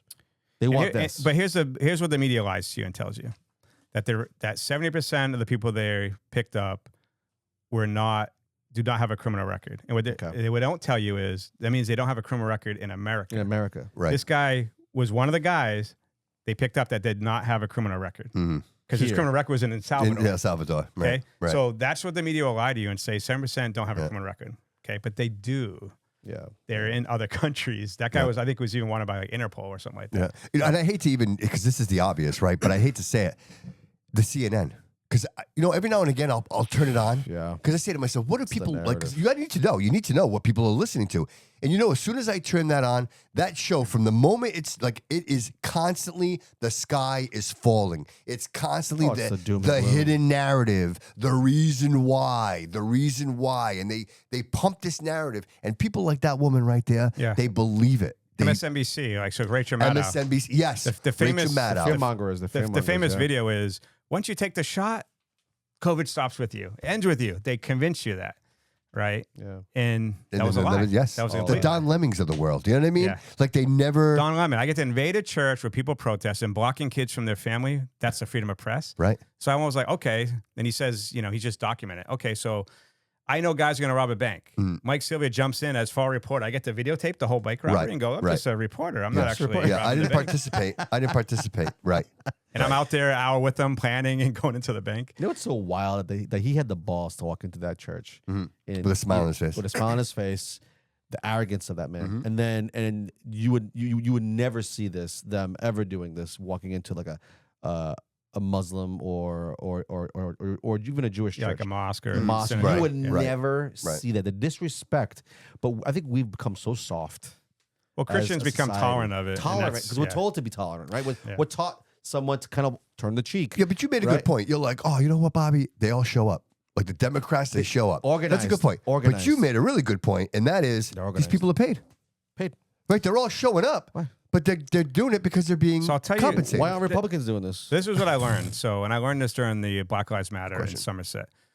Those people, those people at the That's some good No sandwich. Kings they're not paid. It's the organizers that are paid. And I'll give you an example. So I think it was 2021 when we had the finally open up the economy and the Black Lives Matter protests. I go to Somerset because they're having a protest by the Trump store.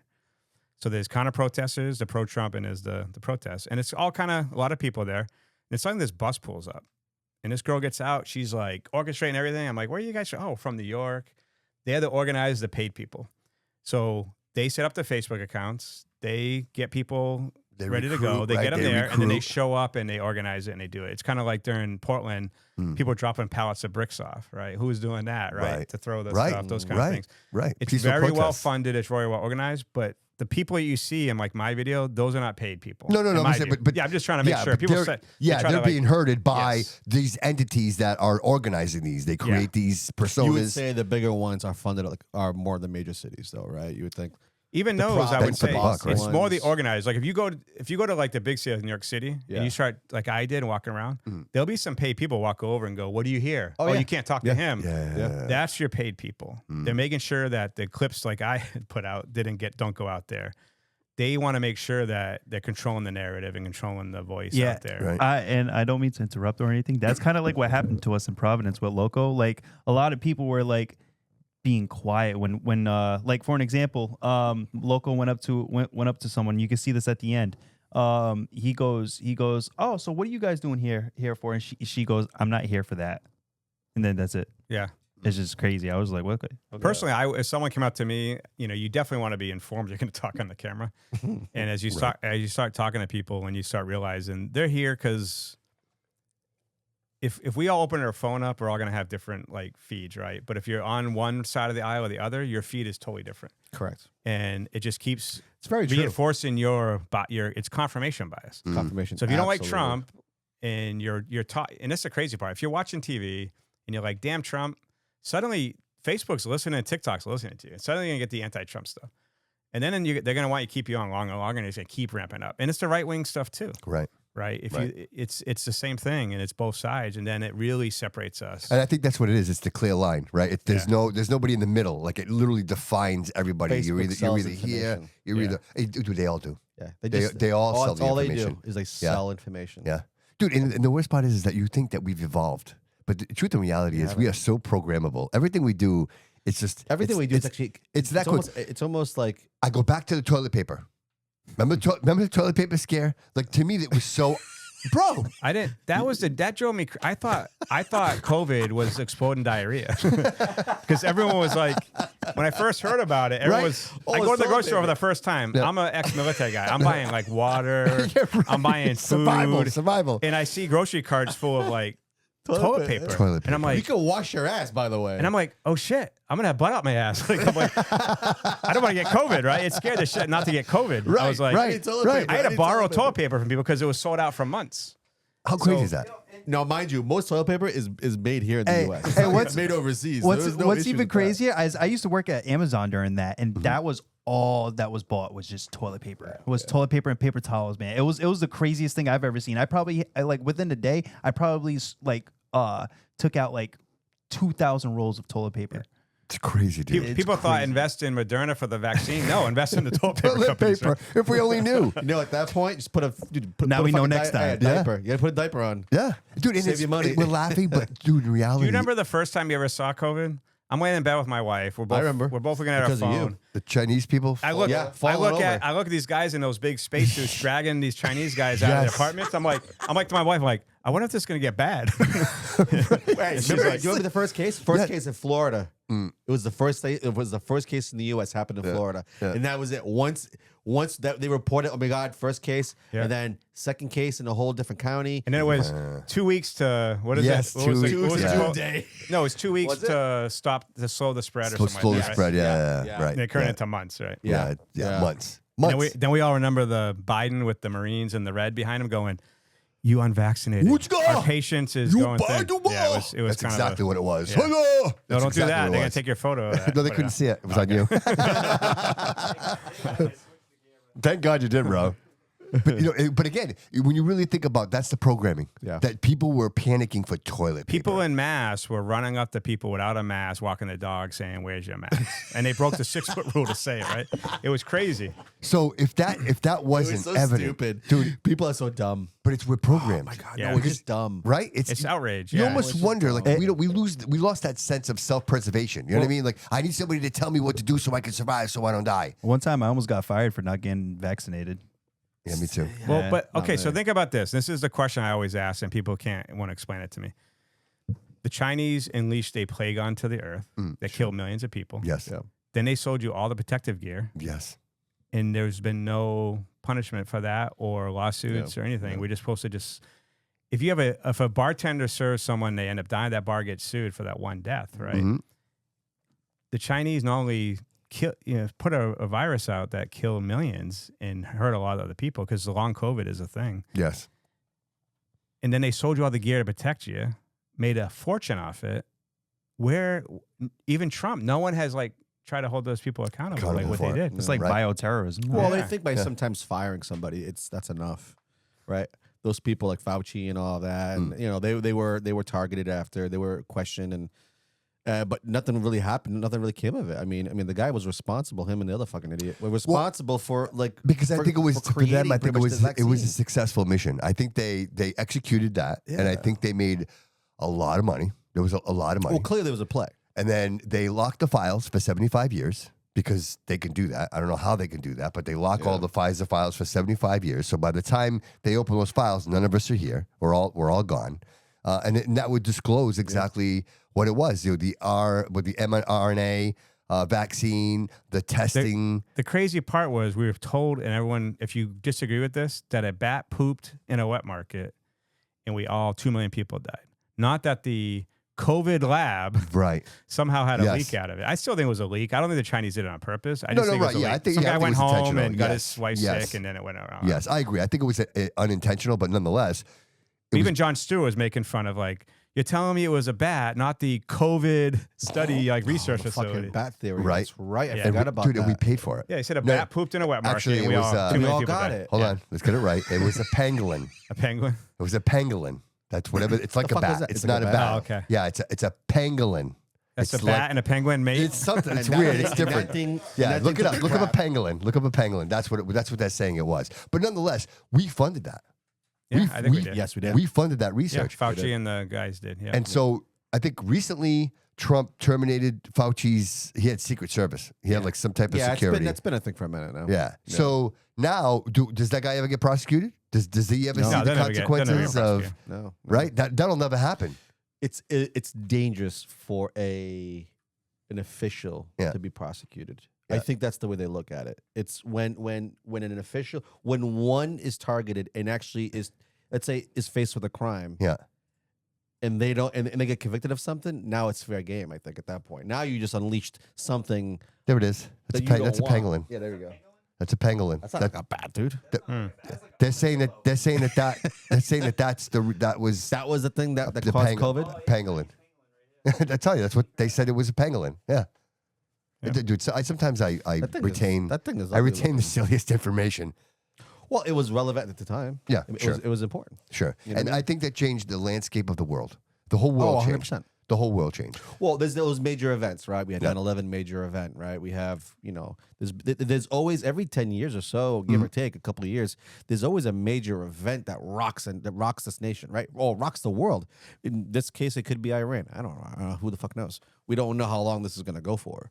But this can go on for a while. They're saying this could have been in the plans 30, 40 years ago. COVID is the new flu. You're going to have a new variant every year now. Every year now. Yep. Yeah. I mean, they just came out with a new one I just saw last week. Yeah. So. Yeah. So if I got vaccinated, then I'm still going to catch it? Oh, you got to get vaccinated. Like the flu, you're going to have to get a vaccine every year. I thought they told me I was Works all out set. well for Pfizer and everyone, doesn't it? Right? Seriously. I like to see. No, me neither. I didn't no, get it. I I was kidding. I didn't get Yeah, it. no, I never got it. I got the first one, but after that, I haven't got. I'm almost convinced my dad had a reaction to that, and that's what caused him to have. Oh yeah. Right. He took the vaccine and he took the booster. After the booster, you noticed the big difference in my dad. They all My got dad- immunity. You can't sue if anything. Yeah, I They know. track it I down know. to. That shit was all waived in the beginning. Yeah. Taylor's had a couple of family members. He mentioned it when we were sitting at the podcast. Yeah. He's like, "This is me telling you that COVID existed before they told you it existed." Absolutely. Yeah, crazy man. Yeah. And And then I here know we people are. who died from And here it, we are. That too. was That's the 2018. We're crazy thing. still talking about it, right? We're still feeling. The reason why is because our economy hasn't Yeah. changed. You know what I mean? All There's still people there. The fucking masks still. You know Let what I me mean? ask you this. The idea is still there. Did you guys used to get the flu vaccine? No, never. Never get. I used to. I haven't used got to. it in Ever- 7, 8, 9 years. Yes, Maybe. I've never. I used to get it. My doctor would be like, "Hey, flu shot." I'm like, "Yeah, what the hell? Why not?" Now I do not. I refuse to get it. Do you know I've only I don't get it. I've only had the flu in my life twice, my whole life, Mm. and I've never. Maybe when I was a kid, my mom, we had to get the vaccines to go to school. But after school, ever since I've left over 20 years ago, But I've in a never way, I taken think a flu I shot. think some vaccines are important though. No, You no, know, no, like no, no, no. polio. I'm not shitting on vaccines. Yeah. I'm shitting on something that you can build an immune. No, but the to it, though. flu and the COVID shot is for people with pre-existing conditions and elderly. Yeah. It's always been to, if you're a young 18-year-old don't need male, it. you don't need any of that because You your don't body need will it. be just fine, right? Right. But if But you're they're still like, trying to push it though. Herd immunity. But if you're like 85 years old, you have like 7 medical conditions, you got to protect yourself because you're at high risk. And that's what it's always been. Yeah. Correct. Yeah. And dude, and how about the amount of corruption that came out of COVID? How many people pretended to be that PPP and got all kinds of money from I still get press releases almost every day Right. that they're prosecuting people. And I think it was something like, Oh, they're probably for years. but it's and years it's they something have. like 40 or 50 billion went overseas because they just wanted to get the money into the economy. So it's billions that went overseas of people applying for COVID funds. Yeah. They weren't Gotti- denying John anyone Gotti's at son. first, you know. John Gotti's son PPP was loans part of that. and all that was like, Yeah. it's in the billions went overseas. Oh yeah. Do you think they'll recover some of They that? never, they don't know. They government recovers like 10% of fraud money overall. Who was a celebrity that got caught doing that? Wasn't there a celebrity that got caught doing? There There was. was a few. There was a few. Or Yeah, at I least think you're right. I was just saying It was. that. Yeah, I yeah, mean, yeah. they took. It's crazy when you think about it, though. Yeah. I mean, Yeah. people even if on that level were even You know, it's funny. look at the scam. I mean, the money was there. And again, we were talking about this earlier. People that have an ability to do things outside of what we consider, Yeah. right? Because we're the ones that are like we're the good guys. dude, we're compassionate, right? Yeah, we have yeah, empathy, yeah, and like we don't want to see somebody. But these people, like they They don't truly give a are shit. individuals. Like they don't see. Which brings us to the next point tonight, and that is the 72% of Americans voting. Massachusetts residents voting for an audit. So if you don't know, Diana, hold on. Desaglia. I like her. I do. So she's pushing for transparency. She's a Democrat, and she's been on this push. I support everything she does. I've been sharing all of her stuff. I know that we even reached out and potentially will be talking to her. Yeah, we might have something going on. At some point. It's one thing to realize if she was doing this on her own. Yeah. But she's not. She's got the power of the citizens. She's got the power of the 72% that voted for an audit. Correct. But unfortunately, everybody along the way will not allow this to happen. No. It's because of what you see right there on the screen. This is one that she pointed out in front of a hearing, and she said to them, and so if you listen to the legislators, they'll say it's unconstitutional. And I did an article today. I put it out. It's not. It's completely reviewed. But this is the point she made is, so they'll say there's audits already happened. But yeah, so she found 1.95 million over 2 years to management consultants. And on the line, it doesn't tell you who the vendor was. So this is what she's talking about. And so all through our budget, you see money being spended. That gets audited, that it balances and all that, but not who receipts, basic receipts and consultants like this. And we know, so let's go to 1.95 Ayanna million? Presley, Yep. who goes from negative net worth and in 7 years to $8 million through her husband's consultant company. Nancy Interesting. Pelosi, husband. So what they do is, I always say, you want to get rich in America? Set up a nonprofit or become a politician, because that's how you get the fastest money quickest. Wow. And So in this case, 1.95 million was that's just spent. one line item. Wow. Yeah. Now you're talking hundreds of pages of line Now, items. how is right? she getting this kind of information though? 'Cause she's the auditor. She's the auditor, but she's not allowed to do anything, No, but right? what she's doing is she's just grabbing the line items and then she's going down, and when it says like who are the vendors, it doesn't list. Right. Gotcha. So she wants to find out It just says vendor. who's the vendor. Gotcha. So she can't even get that information. That's what they're blocking. Sure. So it's all these kind of like receipts and family connections, or like Braga Bridge. That thing came out at like $600,000 for phase one, Yeah. and then it was going to be estimated like $4 to $6 million Yeah. for phase two. It goes to 10 million, 14 million, 20 million. So I interviewed Carol Fiola and Michael Rodrigues. Michael Rodrigues, who's the head of Ways and Means, is like, oh, that shouldn't be more than $1 million. I'm like, okay. And then That whole job the whole job's 19 million. shouldn't be more than $1 million, is what he said. Yeah. And then Carol Fiola says, well, it's Mass DOT money. Give or take. So give it's or take okay, 19 right? million. It's like it's better we get it than someone else. And I'm like, okay, let's say that's all fine. When you hire a company to do a $6 million job and it turns into 19 million, can we at least find out why it was another 13 million? Right. And who got it? And why is it? What's the connection? Yes, and why is it Yes. that DOT money is being spent on lighting up a bridge and I can't even drive down the street? Yeah. And every emergency vehicle that drives through this city is being destroyed by these potholes. You know, we all have the liberty of doing this, right? Swerving. Do you think an ambulance can swerve, or do you think they're hitting those potholes head they're on? hitting it. Right? Wheels, tires, ball bearings. Like, think about how much money we're spending. Yeah. But and then the people that annoy me the most online are like, well, it's state money, it's not city money. And they try to explain. I'm like, okay, but we all pay state taxes. We also pay. Yes. You probably more likely to pay state tax than property tax in Fall River. Right. Absolutely. So you should be more concerned when state money is being 100%. wasted, right? Because that's your Completely money. Right. And when it's overly done and they don't care, and they don't go back and do an audit and find out why it went from whatever. Right. And I don't. But look, I'm okay with nice things in Fall River, but when you have a Jenga holding up parking garages, and you have potholes everywhere, and you go down, there's trash everywhere, and you don't have money for a lot of things that you want. Parking garages are all, I think it's like $10 million to do that. And I found out through my research that Braga Bridge costs $22 million to build. The lights were $2 million cheaper than the whole bridge. Now again, it's Different- inflation and all that. Let's just- inflation would probably be Yeah. 35 million, let's say, sure, right? Sure. So Sure. let's say we doubled it to 44. Right. You're still, the lights on it are going to cost half of the bridge to build it. Right. And with the thing again, the infrastructure is so deplorable that why would you funnel that money there and Well, you not? saw the old Duro building, right? Are they still? That's one of many. Yeah, It's just yeah. like, I thought of you instantly with the whole like broken window theory, right? Like instantly, the whole building is Telling you, man. is just tattered, right? Yeah. You have a bunch of trash. Yeah.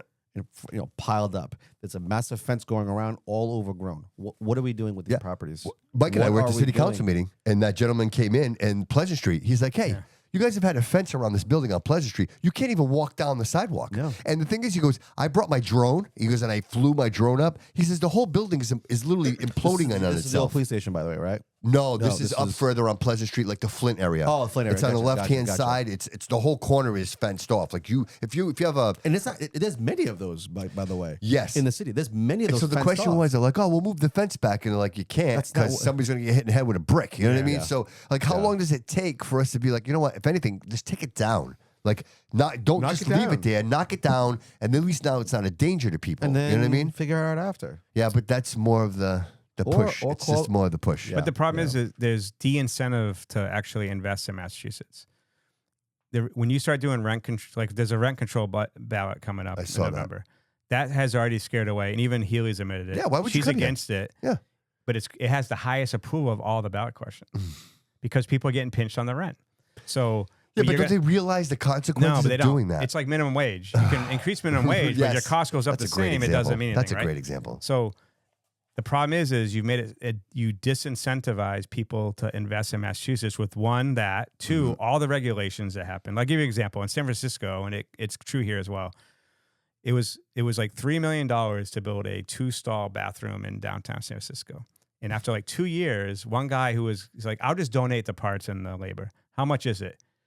$2 million or $1 million. Like, wait a minute. Why is it still like, oh, why was it so much in the beginning? And he's like, well, because of the studies and the hearings and all the things that it takes to do it. So when you have this big bureaucracy, people know, why would I invest there when I can go to Texas, Florida, right? Or somewhere where there is no bureaucracy and it gets approved pretty quick and I can get a Absolutely. return on my investment. Right. You're not being taxed to death. But back to the audit, I did an article this morning. You can read that on Fall Reporter. They keep saying it's unconstitutional. And they're lying or ignorant. The real process is, and people don't know this, if you want to get a ballot question in Massachusetts, the first thing you do is get 10 registered voters. And once you get that 10 registered voters to sign off on it, you bring it to the Attorney General. Okay? And what she does is review it for constitutionality. And I literally show you the .gov website where it says she reviews for constitutionality. And then there's a checklist of like 15 things like the legislators do you can't like make a ballot question to say, we want no more Christians in Massachusetts. Okay. Right? All right. So they say Okay. religion, you can't do that. Yep. You can't ask to fund things because that's the House and they have the power of the purse. Yeah. So she reviews it. Attorney General reviews every ballot question for constitutionality before you even get those signature sheets to go out and get 83,000 signatures. Wow. So when she's out there saying it's unconstitutional or the legislators are saying it, they don't even know the law they've wrote. Right. And I'll give you an example of how I know this too. Jamie Eldridge he's a very left-leaning state rep up near Boston. I find out he puts out a bill that says non-U.S. citizens can not only vote in local elections, they can actually run for mayor, school committee, and other elected things. I put it online and say, hey, look at this. Jamie Eldridge's Twitter account responds, goes, my bill doesn't say that. So I put his bill online and he goes, oh, my bad. I guess it does. What? He doesn't even, a lot of them don't even read their own bills, right? Well, they're Now- not real. They have a whole team that does all this. Yeah, right? but you got to at least know what about your bill you're going to yeah. write. But again, I mean, The lobbyists write In most this of their in bills. this case, exactly. and this is a perfect example of you should know what the hell you're signing. So Attorney General, don't. who They has really sued don't. Trump 47 times, is saying, I don't think she even knows that it goes through a constitutional review, maybe. Wow. Because it does. It's Wow. on mascot. Just type in, anyone out there on Google, type in, ballot question process in Massachusetts. You're going to come up to a page that talks about the initiative process for ballots. You click on that. It tells you in the second paragraph, the Attorney General, after the 10 signatures, goes through a constitutional review. It's literally there. How do you submit for a ballot question in Massachusetts? We'll go to Fall Reporter. It's going to be the most closest article. Go for a reporter. It's going to be like the newest article probably up there.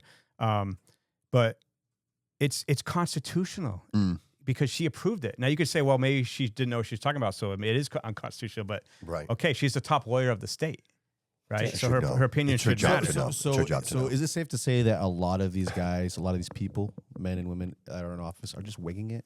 Well, here's the thing. So That's what it sounds like. They're just kind of like they're winging it. They don't read it. No, they but don't read Or they it. read some but of I it. think this is the real part. Or they read most of it. You know what the Speaker of the House is? Yeah. Yeah, Okay. he's Like delusional. Nancy Pelosi is the Speaker of the House. Yes. It's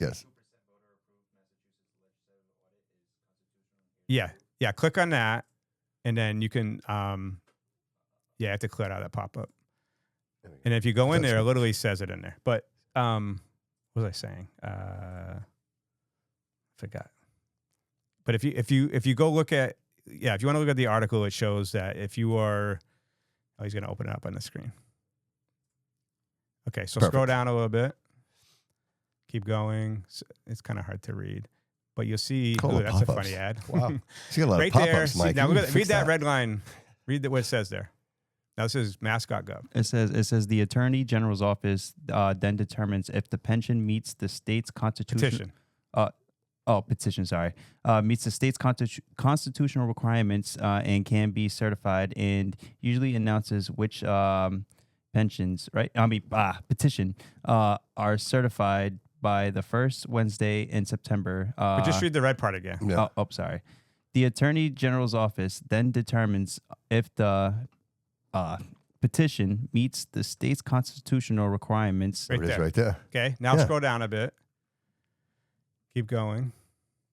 And you can see here, here's the excluded matter. This is the list of constitutionalities it goes through. So just read the first couple. It says relates to religion, religious practices, or religious institutions. Well, So there you these go. are excluded matters, right? Yep. Like I was talking about. Like the no-brainers right So there. there's a list that she has to review to say it's constitutional or not. She approved it based on this list.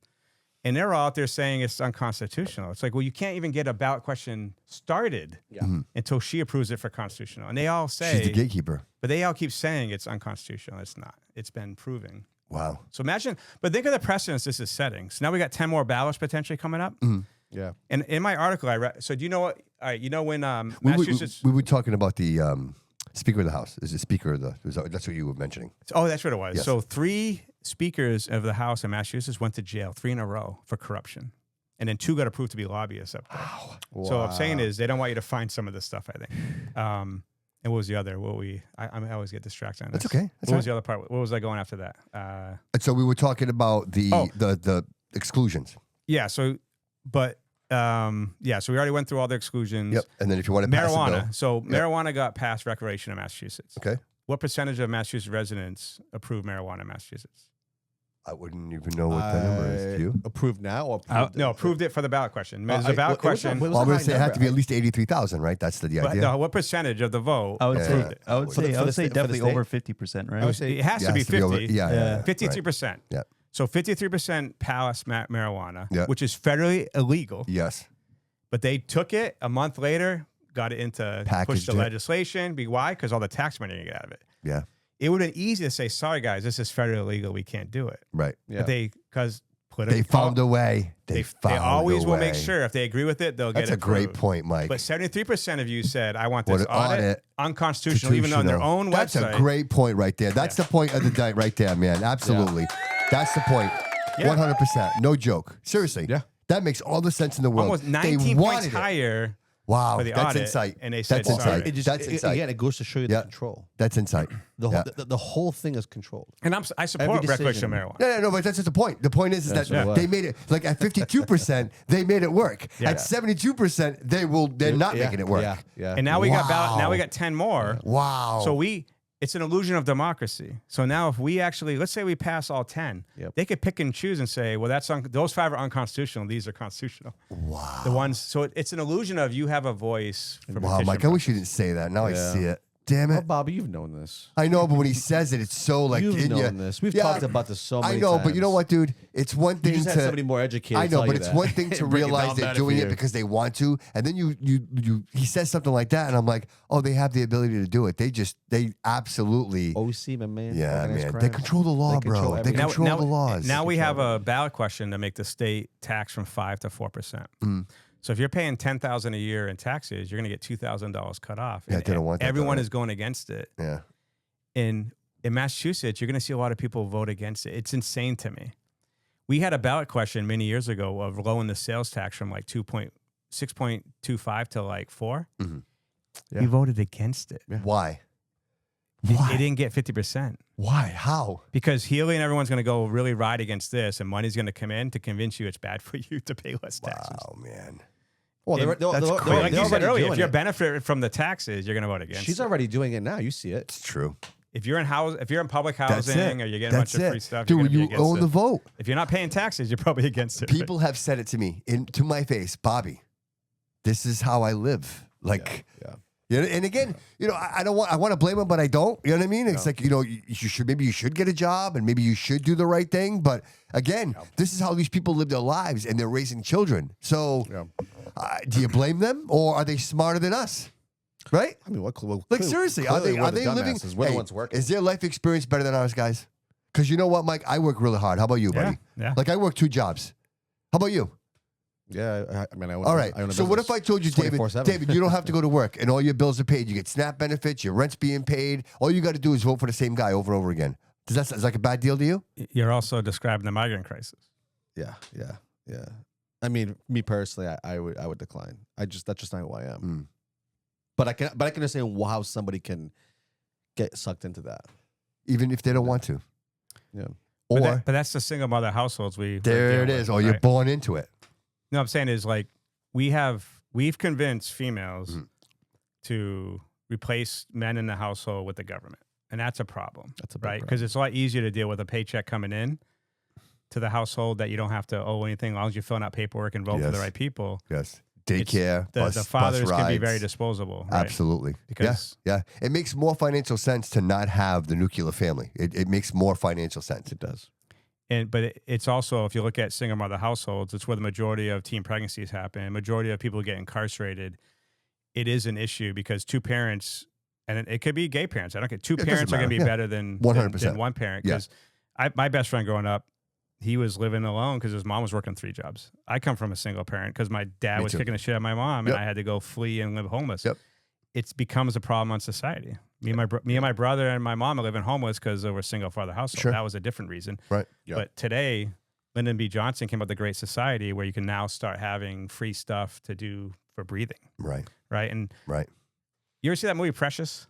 Yes. Yo, Yes. what a Yes. terrible movie. Yeah. That kind of shows you where Yeah. she was more concerned. yes. That little girl was raped by her, Stepdad or Stepdad and father, whatever. it was. but all that woman cared about was going to the government center, getting her money, right? And didn't care about a kid being abused. And that's a lot happens. I'm not saying, look, single mother households those moms are very critical and they go Absolutely. through hell Yeah, and they do right resilient, stuff. right, We have to right. talk We're not about- talking about- But it's they've not been broad tricked, brush. I Yeah, think, but we into have to government talk about replacing this men. because it becomes taboo. Yeah. We're afraid to touch on these topics Yeah. because we're afraid of of what's going to be said in return. Yeah. You're not saying that all single moms are like No, that. I was raised Or- by a single mom. You were raised by a single mom. Yeah. So that's what I'm saying. Yes, That's what I'm yes, saying. yes. And- But my and- mom, but we have never, to knock on wood, acknowledge- my mom never took any government benefits. My Yeah, mom no, worked. she worked worked. 3 jobs at one point, and this is going back a couple of years. You know what I mean? So Absolutely. and she did it, and so that's why It needs I to be almost have a discussed. sense of you. If she could do it, you could do it. You know what I mean? Like my mom was an immigrant. She didn't even speak the A whole language. different type of Bro. single mom status, though. That's Like- fine, like- but that doesn't mean these people can't do it. No, That's no, what I'm no, saying. but- Like, and- in other words, of we're not course. special. We're not no. super. We don't have superpowers, man. No. We just had determination. We wanted to. My mom. You know what? My mom came here as an immigrant, and she wanted to assimilate. She wanted to be part of the society. She wanted to be American. That's why it worked. yes. That's why she embraced that. So, but if you're born here, and again, it's hard to blame someone who doesn't know any other way, right? It's generational. We have children that were born into this that they don't know that they should go get a job. They don't. like it was like 8 years ago. They had a cap in Massachusetts after, I think it was after 2 children, you couldn't get any more money through the I welfare do remember and all that. I think Clinton started that, right? Clinton stopped it. But Massachusetts, it was also there, and then Yeah. this state overrode it and said now every kid you have, you get more money again. So again, if you They're replace promoting it. you replace the father with the Yes. government, Yes. and the incentive is to have more children. Yeah. And if the mom's incentive is the money, not the children, we get what we have in society, a lot of Right. these issues. And it's like the biggest determinator of people of dropping out of high school. There was a New York Times article, it was an amazing article. It was like you are 18 times more likely to be incarcerated if you don't graduate high school. Oh, wow. Okay. And then if you're in a single mother household, you're more likely to not graduate high school. So we're going down these teen pregnancies like 70% inside of a single mother household, Wow. right? There's all these things that really show you. And it's like, and again, I'm not saying single mothers are bad. I'm just saying they've been tricked into the government is the way, or, Right. Right. Men are not the answer in my life. And maybe it's not. There's a lot of dirtbag men, Sure, beating sure, kids or sure. deadbeats that are leaving their kids and Yeah. not paying child support. Yeah. I'm not saying that, but the science is the science. The numbers Right. are the numbers, right? Right. Right. And I think as humans, we tend to choose the path of least resistance, right? That's right. In this case, yeah. What feels less, I guess, if less hurt. So yeah, if you can, yeah, I completely understand what you're saying. And then here we are, you end up with a situation like this. So between the government, dependency, and then audits not being done, like it's just like all this unaccounted money. We don't know what's going on. There's no like literally no accountability for anything. No. And then when you ask questions, you're the enemy. Yeah. The big problem though is like if you want to end homelessness in Fall River, the answer is to stop funding it. Mm. Right? If you want to, so for example, if you go homeless in Swansea or Seekonk, you're not hanging out there. You're coming to Fall River. Right? I think when I interviewed Mayor That's a good Coogan, point. he said half the people that are homeless in Fall River are not from Fall River. Yeah. So you have Boston shipping them down here because it's cheaper. And then you have people who in the surrounding community, Greater Fall River, there's not a lot of services there. But in Fall River, you can get showers twice a week. Yeah. There's a dozen food pantries. There's hot meals at the churches. If you go to church, you can get a tent. All these resources ensure that the homeless come here from around the area. Right. And a lot of times it's, from Boston, because Boston's like, I personally think we got South Coast Rail, so they can get rid of a lot of like people from Boston to come down here. Because if it's like $4,000 a month to take care of someone in Boston or $5,000, it's like half that here. Right. So the government now is saving money by sending people into Brockton, New Bedford, Fall River, those kind of like. Giuliani sent them to Florida. Remember that? And then Florida sent to Martha's Vineyard, right? So funny. And then, dude, and this is what it is. It's perpetual. And this is, unfortunately, I say perpetual, but it seems like they keep getting better at it, right? This machine isn't slowing down. That's the part that scares me. This keeps getting bigger. The government dependency is increasing, not decreasing. Well, it was designed to be that way. And now we're paying $1 trillion a year on interest. Yeah. You know that we pay $3.5 billion a day on the national debt? Dude, imagine that. So think about this, $3.5 billion a day. And who are paying? China. Interest. Well, China, Bill China, Gates, blank all the checks, guys own the bill. Yeah. So $3.5 billion a day. If I could take $1 billion and send it to 3 cities in America, think what that would do. What would $1 billion do for Fall River? Oh, come on. So we could send to 3 cities a day, $1 billion every day for a year. Instead, we send it to some billionaire's pocket, China, India, everyone who owns our debt. Yes. $1 trillion. We throw around billions and millions like it's crazy. Now we're into the trillions. Yes. And it's just crazy, the debt. Well, we were sending to Iran, we were sending what? 4 million. What was it? A lot of money. A lot of pallets of cash money. Yeah, it was like that, $4 million a month or something like that. It was consistent. And you say to yourself, why? Why would we do this? You know what I mean? Well, it's designed that way because, like you said, it can always be good. You need the balance. You know what I mean? So the argument, you're probably not privy to this, but what we talk about it often is if you had utopia, right? Yep. So like, did you ever hear the experiment with the mice? They take 6 male mice and 6 female mice and they put them in a perfect environment. And after a period of time, they stop reproducing and the whole populace of the mice just died. Because they had no purpose, right? That makes sense. Right. So are we creatures that require this conflict? We require this because without it, everybody's living in a utopia. Then what happens? We start eating each other alive. Do you believe the conflict is necessary? Like all of this back and forth. I think conflict is, you can go back to Rome, right? You had the Colosseums. Conflict is generated to basically distract you from what they're doing behind the scenes. If you look at the Romans, watch any like the movies, Yep. they have them all out there, they're throwing bread to them. Yep. And then they're having people who are slaves or from other countries killing Gladiators, each other. right? Yeah. Gladiators, right? Yep. And that's to distract the population. NFL football, TikTok, it's all to distract you. And now we not just distract you, we program you through TikTok and Facebook to go a certain way, right? So I think it's the chaos is sometimes planned, and sometimes unplanned, like COVID. I don't think it was planned, but Chinese definitely took advantage of it. Yeah, so did we. But as long as we're fighting each other, Right. the guys that are stealing billions are getting away with it. Right. Because, there are people in this city that still feel like everything's great, everything's fine. And what are you talking about? Because they're doing well. Yeah, I get that a lot. I get that a lot on my social media. People like, I'll make an opinion piece. Like, you'll write something, I'll do an opinion piece. And right away, people are like, oh, well, Trump's doing this. And like, well, this article had nothing to do with Trump. Like, why would you even bring Trump up? Like, and so I guess it's that derangement syndrome, It's right? that programming. Yeah, it's Right. the programming, like he mentioned earlier. Well, the thing is, I get disappointed because I would love to have a conversation with you. But if you start your statement with, well, if Trump did it, I say to myself, well, nothing in this article says Trump. So why would you automatically go to Trump? Because now I don't want to talk to you. Yeah. Because, right? It's a straw man argument. You know that Yes, how you straw yes, man, right? So yes. you always deflect it away from, and that's the hard thing. It's like, okay, can we just talk about this one subject? And it usually will always derail to what is on their mind, which is something totally different.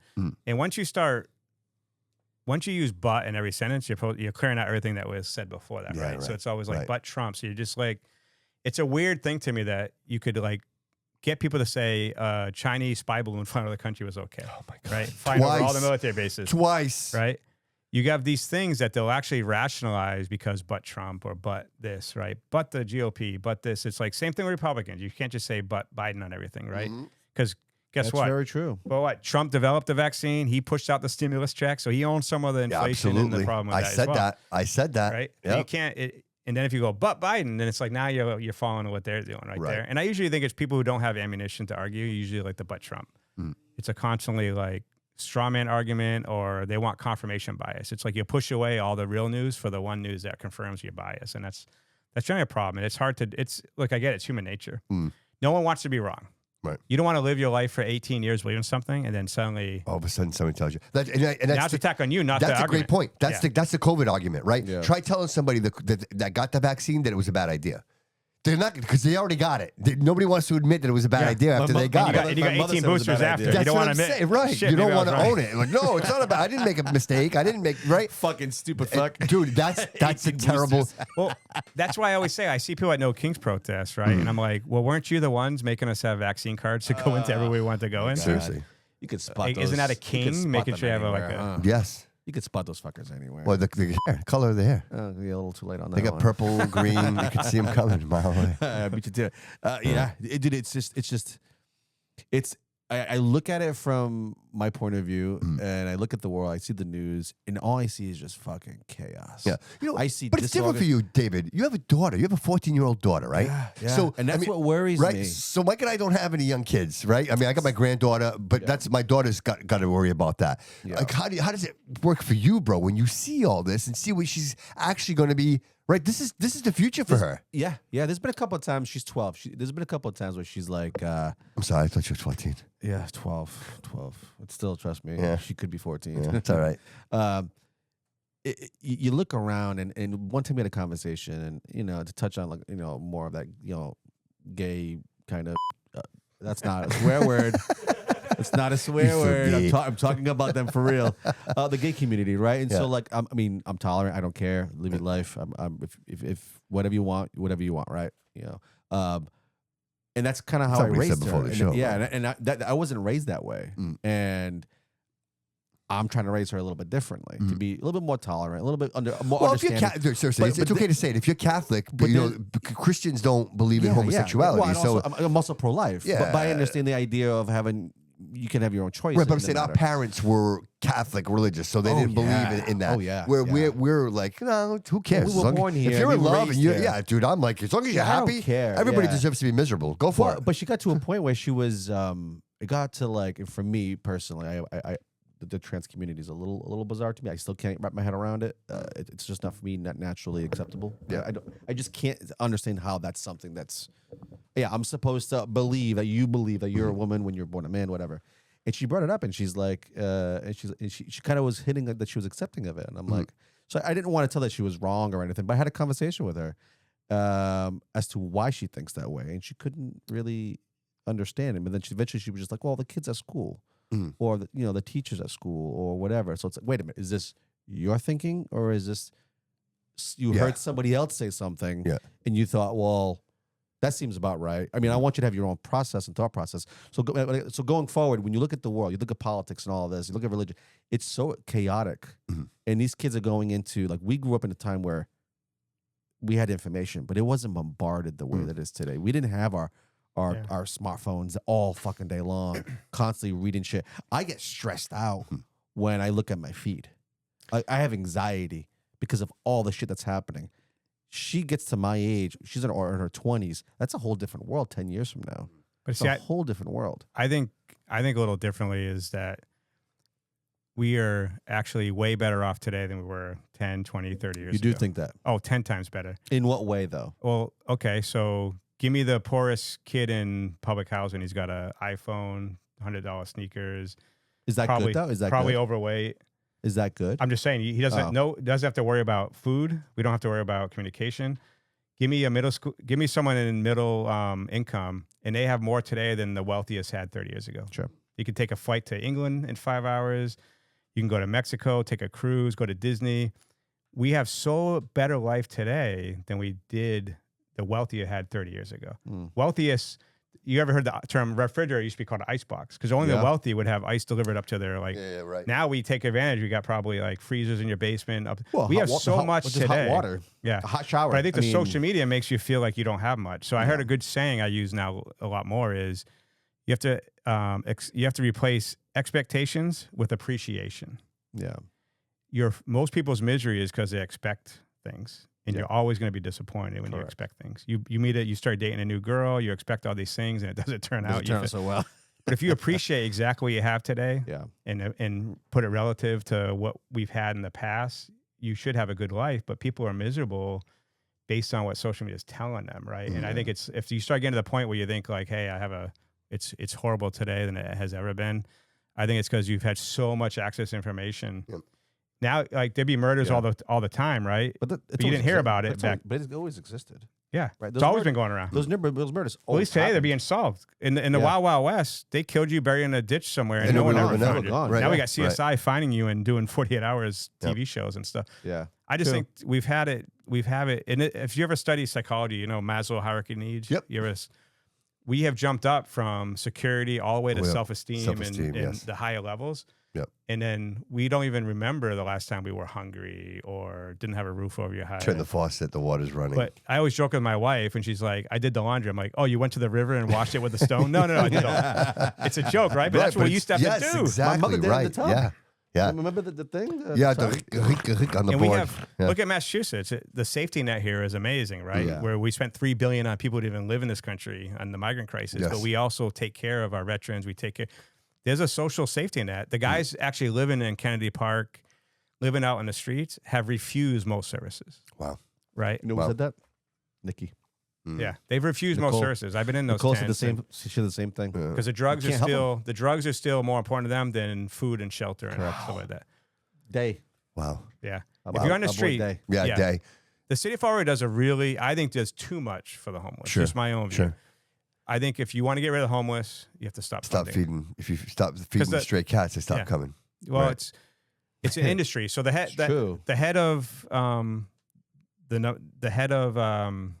what's the stepping stone? The CEO makes like $250,000 a year.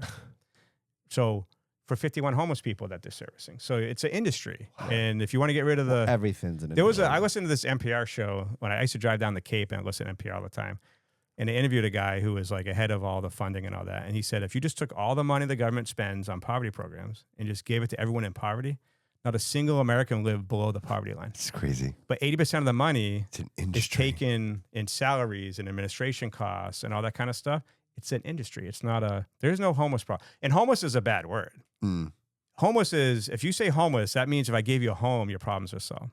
But if you don't solve the underlying conditions of why they're homeless, probably trauma, rape, lost a child, what caused them into well, that we problem? kind of took that away from them, did we not? We closed all facilities. Right, we closed all facilities. Our mental hospitals are all gone. The help is gone. Yeah, right? that's a huge one. Yeah. We've talked about this numerous times. I mean, the process of like once they shut it down, we moved them to the streets. We moved them to the streets. Had no place to go, no help, no nothing. And then we give them a tent, and we give them. And you can't section them. That's the real problem. Yeah.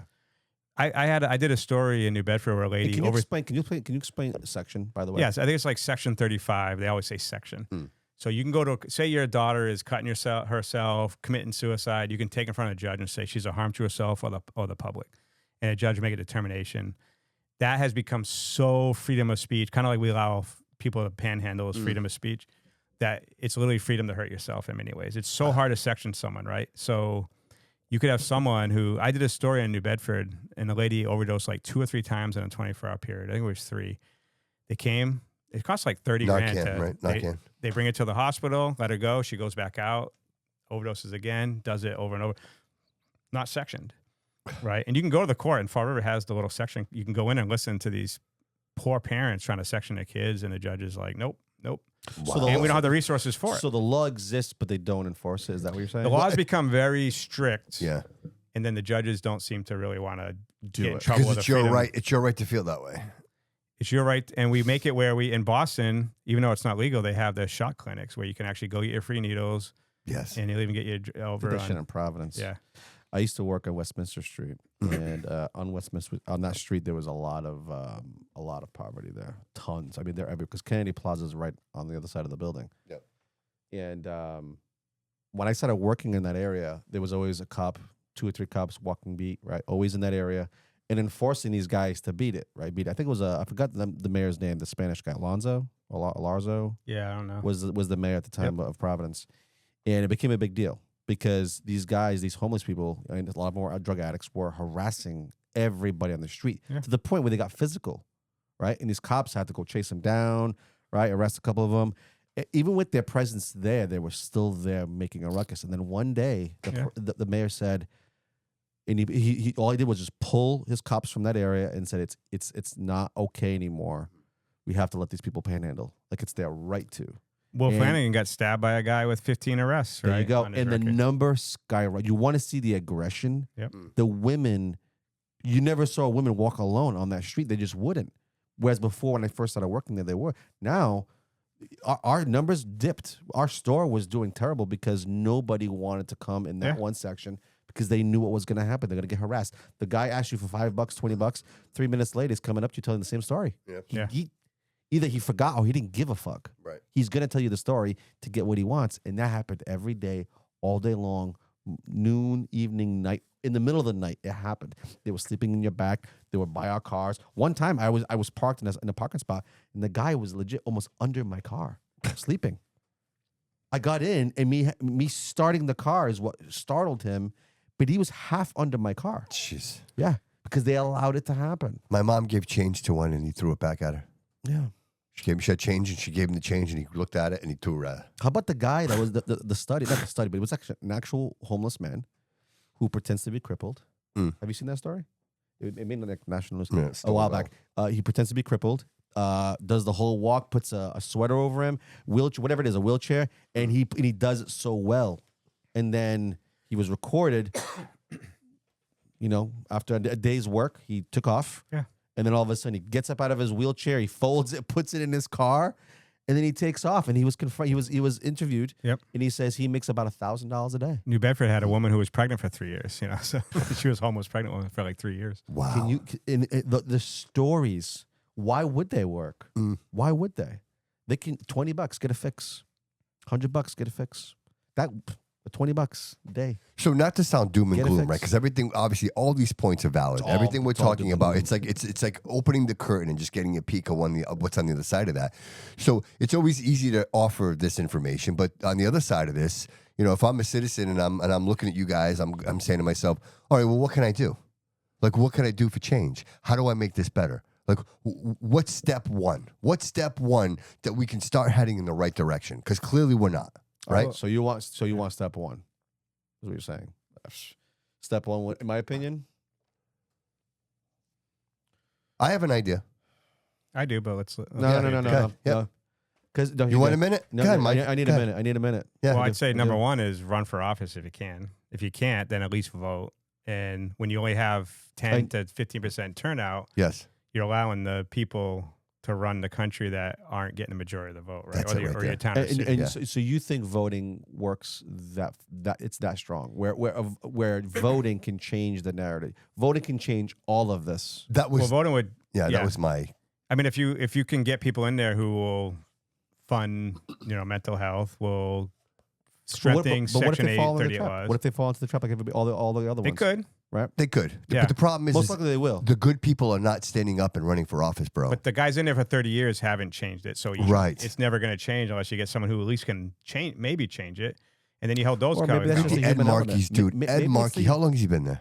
Oh, 52 years. Come Yeah, on, Yeah, man. it's been a long time. Like seriously. Like, Right? how does he relate to even like the 20-year-old, the 30-year-old? He doesn't know a struggle. He doesn't know what it is to walk out of No, college. he's another one that would probably be like, "That's not in my bill," and you're like, "Yeah, it is," and he's like, "Oh, I didn't know that." Like that's that guy. Well, that's that he's guy. another one that has that whole Trump derangement Well, between him, syndrome, Elizabeth right? Warren, like you realize that Doom and if we gloom. do not remove these people, it will be more of the same. Like they are the architects. That's what they are. They're the architects. They're the ones that design this. You know what I Well, mean? At least Elizabeth Warren stood up for Trump. How much bullshit? I it don't was. know about what. When he did the State of the Union. So it was about the banks, interest rates, and the banks and all that, holding the banks accountable for certain shit. Yeah, she's so fixed on that, but all the other issues you're not fixed on. Yeah. Right. I'll never understand that. She's so fixed on lowering interest rates, this and that.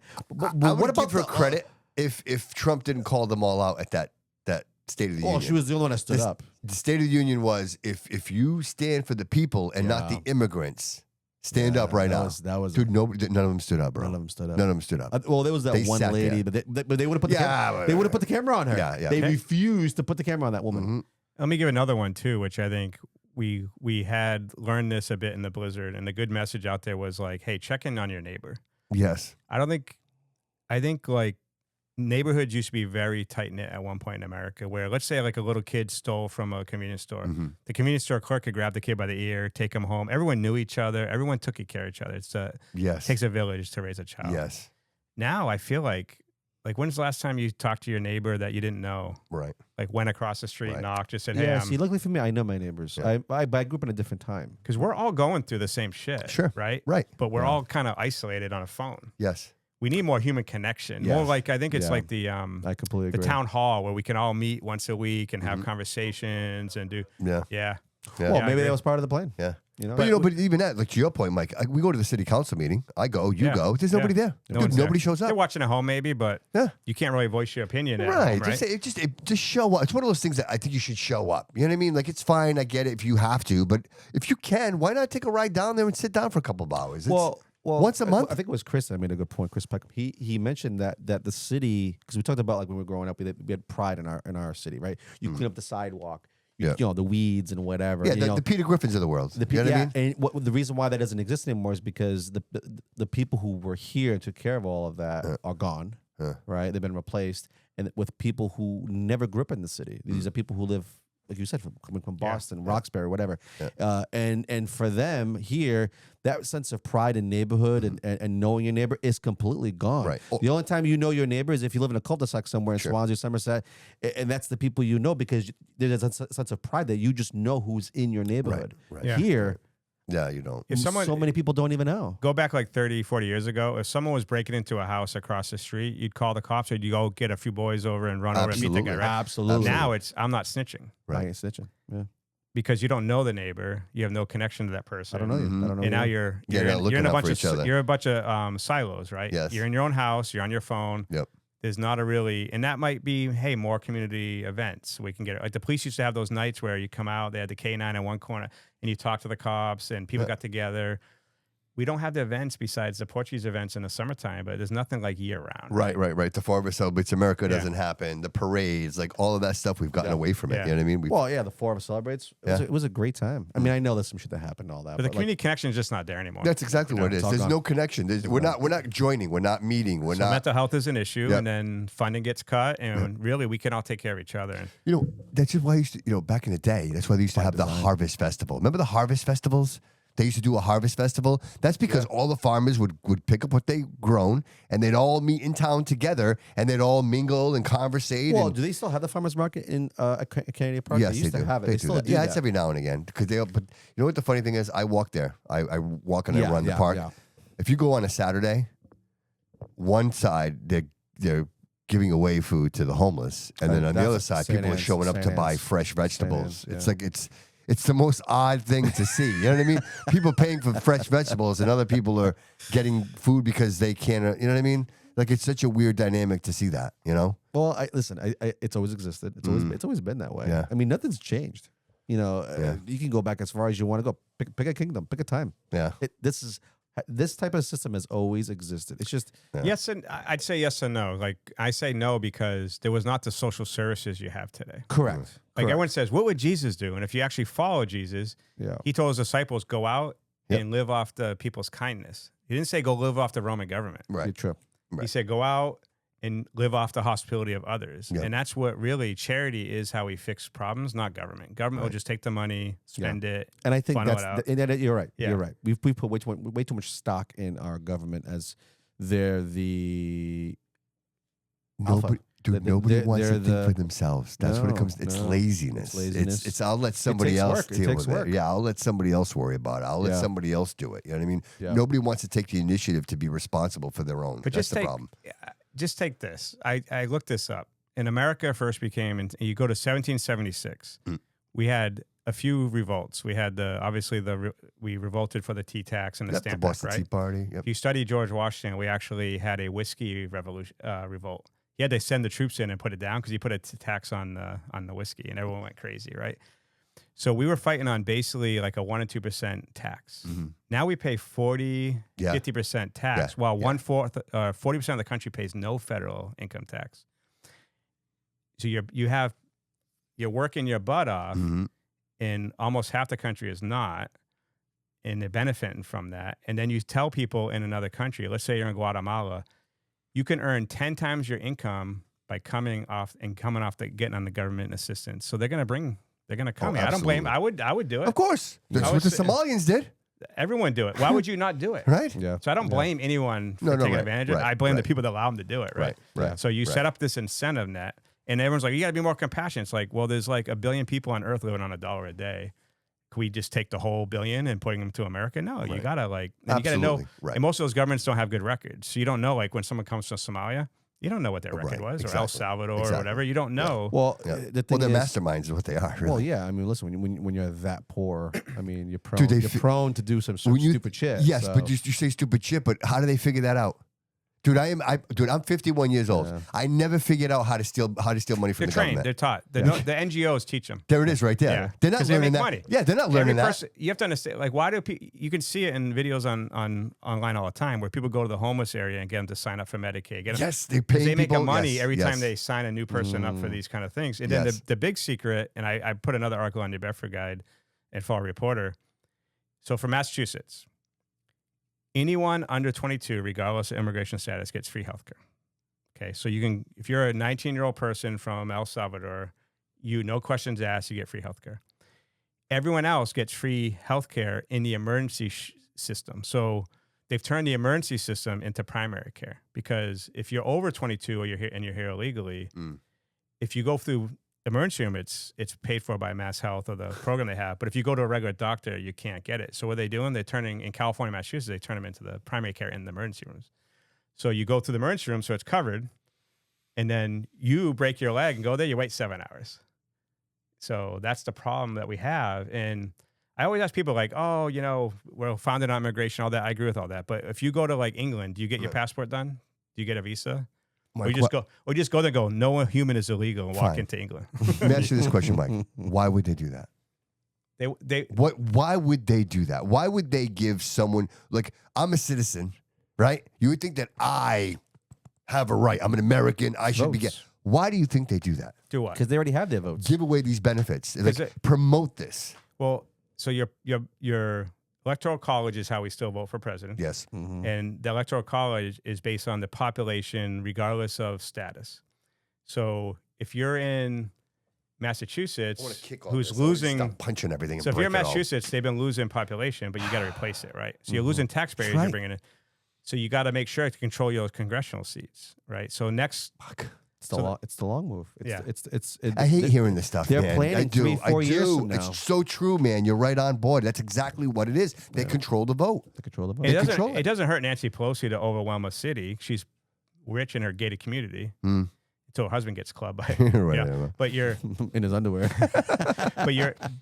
but if you're wealthy living behind the gates, you're the one saying that there should be no walls on the border, right? But you're behind the gates, right? And you got the security. Here's something that was really bad. You could look this up. It's kind of interesting. They're saying in these like cities like Los Angeles and these big cities, they'll put these DAs in. They'll fund these billionaires will fund these DAs. That'll be like remember here there was like if you stole under $800, it's a misdemeanor now, right? So guys were stealing, never get in trouble. Yeah, they're doing these laws for a reason because these billionaires are also setting up security companies. Right. So they want to create chaos in these cities and then they'll sell you the security cameras and the security guards and that kind of stuff. So it's kind of like virus protection all over again, right? McAfee. Right, McAfee. He was in jail or died. Right. Right. Again, it goes back to mafia. You create the virus and what do you do back in the old days? If you're a mafia guy, right? You go up to a store owner, you say, hey, listen, you might get some burglaries here, you might get some windows broken. I can stop that for that was the old mobsters, right? That's the old mobsters, right? Collect money or your windows break. Yeah, and then all of a sudden you say no, what happens the next day? Your windows are broken. Because what's the incentive for people to put DAs in that don't prosecute? Dude, fucking gangster shit. This is gangsterism. To create the chaos. When you start as a country, when you villainize ICE, who's enforcing the law, and you put people who break the law on a pedestal and constantly release them back into society, why would you do that, right? Right. And it's a lot of brainwashing. You demoralize people. They become like, oh, there's nothing I can do. Why am I going to vote? My vote doesn't matter. Like, let's look at Providence.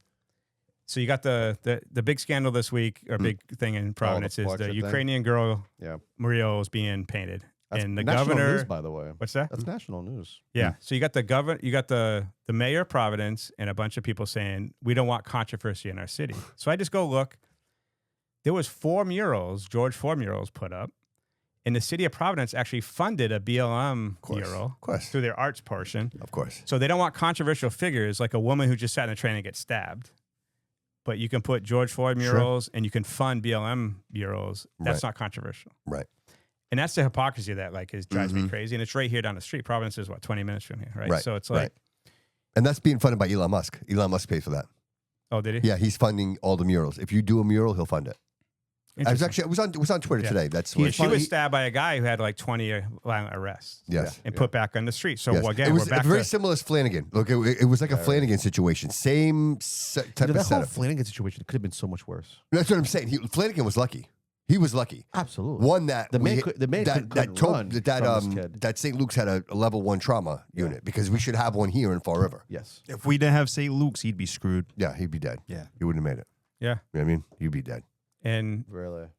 In that, so let's take that case. The guy who was arrested, he a year earlier, held his sister and mother basically hostage, right? So he comes in, he knocks on the door at night. He's going through he sleeps on the couch. It was a government thing, right? Didn't he have government? He said there's bugs in my head, all this kind of stuff. Yeah.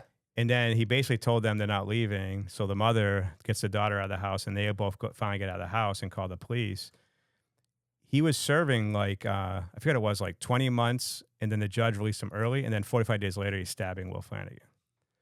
And if you can read the stories of these judges just constantly releasing, giving these guys 15, 16, 19 chances. I did a story on a guy, 97 arrests, in his 20s or 32. He got pulled over because he didn't do an inspection sticker, and he had fentanyl in his car. 96 arrests, and he was in his late 20s. How? Right. How? Right. Why is that happening? Right. And this is a judge. This is somebody whose life. Judges. Judges. Right. Judges. Their right? lives right? This is their career. They've worked their whole lives to be a judge. Isn't there a 3-strike strike rule? That's California. California. No, they have it here. Rhode Island has it though. Oh, do they? Rhode Island has it. I wasn't aware. I know California did. I know California was. used to have it. Do they still have it? I don't think they have it I thought that was a anymore. federal thing. I think they stopped it. They stopped it. It used to be the 3 strikes. I know out. Rhode Island has it. Yeah. Or had it because I think they might have abolished it. I thought I remember I mean that. 3 felonies. Yeah. sounds Here it's 100 strikes you're out. Yeah. 100,000 strikes. Yeah. 100,000 This guy, strikes. we still got a long ways to go with that guy. He has what, 19? Yeah. I don't know, man. It's just so crazy. So man, what, thinking like about that. again, so these judges and I talked What's to the him. incentive, by the way, to release for these judges to release them? Chaos. Well, here's part of the problem. I talked to Mayor Mitchell in New Bedford about like, hey, these judges. He said he used to be a U.S. attorney prosecutor. He actually one of the guys prosecuted Whitey Bulger. He said what you have he said what you have is these judges live in like Carver and Plymouth and these nice communities, and they come to New Bedford and Fall River. And when they're releasing people in, they don't have to deal with the people they're releasing. And they do their charity by helping people go back, who are supposedly reformed, and they go back to their gated, wealthy communities. It's like Elizabeth Warren will tell you, like, we need mass migration, and she's living in a town that's 99.9% white, with the average income, average house that's like 900,000. Right? It's like what happened in Martha's Vineyard. Like when they dropped all the they gave illegals. lasagna, say, get the hell out of here. They're like, oh, no, thanks for coming. And they sent the military to fly him to Otis. Thank you for coming, everybody. Did you see those They got videos? signed. Thanks for visiting us. Did you see those Less than videos? 24 hours. Get the hell out of here. Out of here. You've seen those videos? The video of the guy that actually goes up to their home, knocks on the door. Yes. We got some. Yeah, he's getting the paper. He's like, oh yeah, do you support this? She's like, of course. Of course I do. He goes, okay, so we have part of the deal 2 is Ecuadorians that we're gonna, bring them in, guys. they're gonna stay right here with Yeah. you. And she's like, oh no, They can't stay here. You Yes. see it right Yes. there in front of your eyes. Yes. I mean, Yes. nobody's gonna say yes to that, right? But it goes to show you that here they are. Yeah, we're okay with this. We're whatever. But when it shows up to their front door, it's not okay. No. It's not okay. But my You know what I estimate mean? was the average person who brought a kid to Massachusetts, it costs $250,000 a year. to bring one single child to the So if you brought let's just go. If you brought, and here's the problem, and me and Alan Silvia had a problem with this because he voted against veterans preference inside of this system. It took 2.5 years to get that. If Mike Silvia, 20-year veteran, go back, 3 years ago, went to the shelter without a kid, I'd be turned away. But a girl who brought a kid from Guatemala through all the states into Massachusetts would actually be accepted because the right to shelter law was written as a woman with a child, a pregnant woman, or anyone with a small child. Yeah. So what happens is, a veteran could get denied because I didn't have a child, but someone from another country would come here, and Healy misinterpreted the law. In my view, the law should have said if you became homeless in Massachusetts. It didn't mean what legislator would ever write, if you become homeless in all 50 states, every territory, and every country on the earth, you get right to shelter. Who would ever write that? Nobody. Okay, Nobody. so that was a law, and she decided to anyone who got here. So I found out it was like $60,000 in transportation costs. The hotels were they were getting like $30 a day in food. They were having Uber. We found one person who got here after 2 days of like full stage 4 cancer, got full healthcare over in Boston.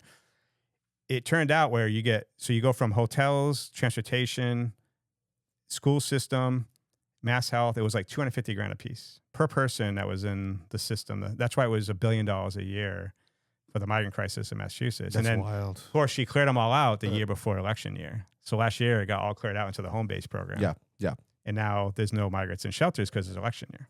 Right. That's What, sure what right did she postpone? She postponed something. They were supposed to vote on something, and she postponed it until after the election. It was the energy stuff, I believe. They said we were going to... You're right. It was the energy stuff. There was a few things. One is your bill could get delayed until the summer, but you got to pay interest on that. Yes. So you paid less, but then your bill... We'll give you a break. Yeah. But then you got to pay interest on it. Right now. And interest was like 8% or something. It wasn't like... Isn't that fucking stupid? Yeah. And here we are, a bunch of fucking retards paying our fucking bill. Well, it's a great topic, right? So we had one nuclear power plant. Stupid. We closed it down because gas prices were so low at the time. They closed the Plymouth down. And I'm sure for health purposes too. I mean, we don't want that fucking smoke. No, it's clean. No, it's clean. It was It's clean. It was nuclear. clean air. Nuclear program That's is clean steam. for carbon, Hey, for everything. That's just hey, water boiling. That's Yes. steam. all that That's was? that's literally just steam. That's just boiling water, and you get Nuclear energy power. from the water. Nuclear energy is probably one of the most cleanest energies is. in the world. So it provided enough. It provided between 10 and 50% of all the energy in Massachusetts. We closed it down because the gas prices were too cheap. So selling nuclear energy was not. It was not. Now it would be perfect. Right. We closed Brayton Point down, Mm-hmm. right? And we closed all these coal facilities down. And then Healy is famous for saying, I also shut 2 pipelines coming from Pennsylvania, which would have been LNG, Yep. which is cheap stuff. Yep. Or shale. People heard of shale. And now I did a post last week where our gas bills are up. It was something like 200% since 2016. Electric bills are up like 60% since then, all because of we're saving the planet, right? So, I think we have don't we have one for that, Jody? Energy? We do. Yeah. oh yeah, so that's the one. So is it 129? So more than doubled your home gas since 2016, and 61% your electricity. And these are mostly the Mass Save program, Right. right? In Right. the public, you pay like 34% of your bill into the public benefit, and then there's the build out part, distribution, delivery. Yeah. And I've seen bills where it said like $1 usage and like $22 delivery. So it's like, that's the problem, is the delivery charges in the public benefit, Right. which is those free light bulbs you get. Yeah. and those Yeah. free Right, home right. assessments. Well, It's they're not doing free. they're doing the heat pumps too, right? If you buy the heat pump, they give you a discount. If you use their Yeah, but Dude, who, it's but who such could a- afford that? well, they want to go all electric. So that's the idea. The idea is to go all electric. So she delayed their plans Yeah. of being carbon neutral by a certain date, so we wouldn't get hammered this year. But once she's reelected, you'll get it all back. Yeah. That's the problem, is they all become moderate in election During cycle, yeah. and then it's all back to That's all back. Well, to the pit, you know. we kind of see it with Coogan, right? But every time we come back, we go. It's a little less. yeah, It's a little less. It's a little less. We accept less and less and less and less. Right. Right. Well, that's what it seems that way. Yeah. I think part of it too is because we do live a great life. I do say it. We have everything. We can eat out all the time. We get people delivering Taco Bell to your house. Sure. Right. Sure. So you now take for granted that, hey, my life's not that bad. Why go vote? Right. And deep inside, you're not in the bottom of Maslow's hierarchy of I need water, food, and Right. shelter. Right. You don't even need self-esteem nowadays. You're right up to the top. So Yep. you're living a great life. You're like, that's why we have 10, 15% turnout, in Fall River. Because even though it seems bad, it actually is not as bad as it could. Now, if the country was falling apart, you'd see a lot more people voting in it. Yeah, but Right. couldn't the voter numbers be up and still vote for that same person? I mean, it Yeah. just seems that there's Yeah. a lack of like, I don't know. Pride Well, or why do something. people show up to a presidential election and they don't show up to your local Well, I think election? it's the idea that the local doesn't affect me as much. Yeah, It but affects it's you the more- opposite. It really is it the affects you opposite, right? more- Your local government really affects you so much more. I mean, obviously the federal. Well, I mean, when I got to hug up 30%. And $2 billion was spent in the last election. So you're rounding up the vote too, right? You ever see gangs in New York Yeah.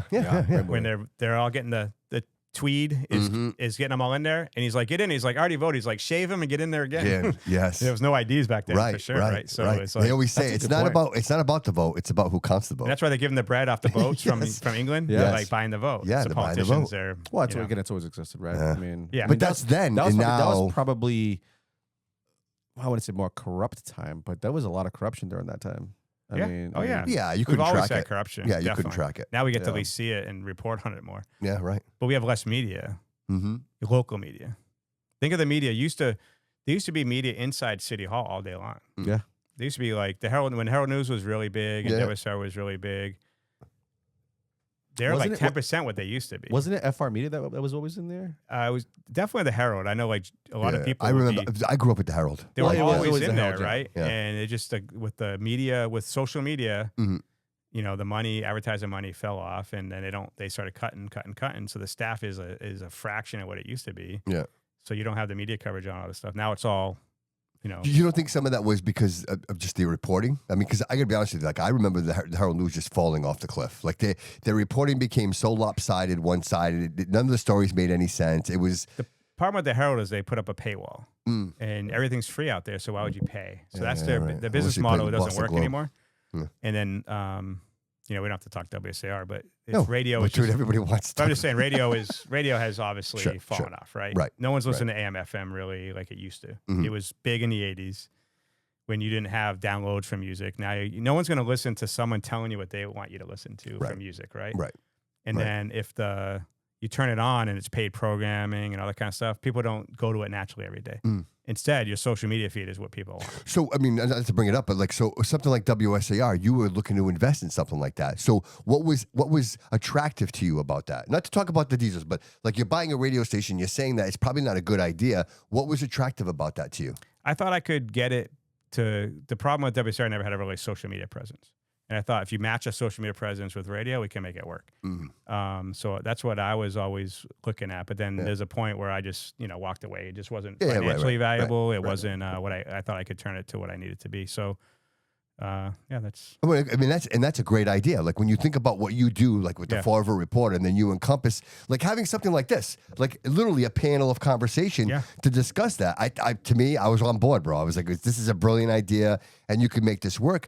But you realize quickly that there are powers that just don't want that information to be released. Like they'll do whatever they can to control the narrative, and if that's what they want, then that's what they want. But at the end of the day, it breaks my heart, brother, because I saw the vision. Like I was all in, dude. The idea of having a Fall River with, you know what I mean? Like flagship, like having flagship, like here, because New Bedford does. Of what it once was. Yes, of what it once was. Like New Bedford, The plan I had was from 6 a.m. to 8 p.m. was going to be all local. And away from the paid programming, away from the national stuff. Like, nobody knows this, right? Nobody knows this, right? Like this is great information. Like, because that's what I enjoyed about when you told me all. I'm like, wow, this is going to be amazing. Like to leverage the app. So in my view, you don't need to turn an AM station. You can literally put your phone in your holder and hit the app and listen like it. So the young kids today don't really think it's radio if it's on an app. Right. Right. And so that's a good point. Whatever you can listen to. That's how you get the younger listeners back is through the app. Yeah. You had the older listeners through the radio, so you wanted to keep that. But really the future of it was eventually an app because I think 5-10 years from now, there'll be very few radio stations left. Sure. Because they're not even putting AM in the cars anymore. No. That's a good point. And then eventually FM won't be, and it's all satellite radio. Yeah. Because Elon Musk is launching satellites like crazy. You're eventually have everything's going to be through satellites. Right. Why would you do a tower that's very expensive? And you don't have the coverage, right? Because Yeah. I mean, a place like the WSAR was at 5,000 watts. No, that was larger than about 5,000. Oh, 5,000, right? Yeah. It was going to go a lot lower. So I know this is my own personal experience. When you were there, I was listening, right? So I was driving and I would turn on the FM and I'm like, I'm curious, how far can I go? Because I drive all over the state. Yeah. And with the FM, I couldn't go very far. Like I couldn't like FM's directional, AM is ground. So when I went AM, dude, I got to the Cape. Yeah, I got to Cape Cod. I was in Yarmouth, and I could still pick it up. Wow, that's why in Alaska you can hear AM signals from Russia because it bounces off the ground. FM is very directional. You have to see the tower basically to listen to. So you can appreciate like 94 HJY. That's 50,000 watts. Because they used to advertise it all the time. We had 50,000 watts. Wow. So you imagine the coverage. I wouldn't want to live near that. Seriously, right? Legit. And then 5,000 watts. And again, to your point, without the app, you're limited by that. As far as the frequency go. But the app, dude. Well, you'd have to go on the website, specifically on the website if you wanted to hear it. Oh, yeah, you could do your WSAR website. Yeah, you go to the website. It just seems so like archaic at this point. I mean, at this point, you would think they would have had an app. They did. So they had an app, but they had an app, but it wasn't promoted very well. It wasn't pushed out hard. Yeah. Jeez. Yeah. Jeez. Well, they did fix a couple of things in it that made it better.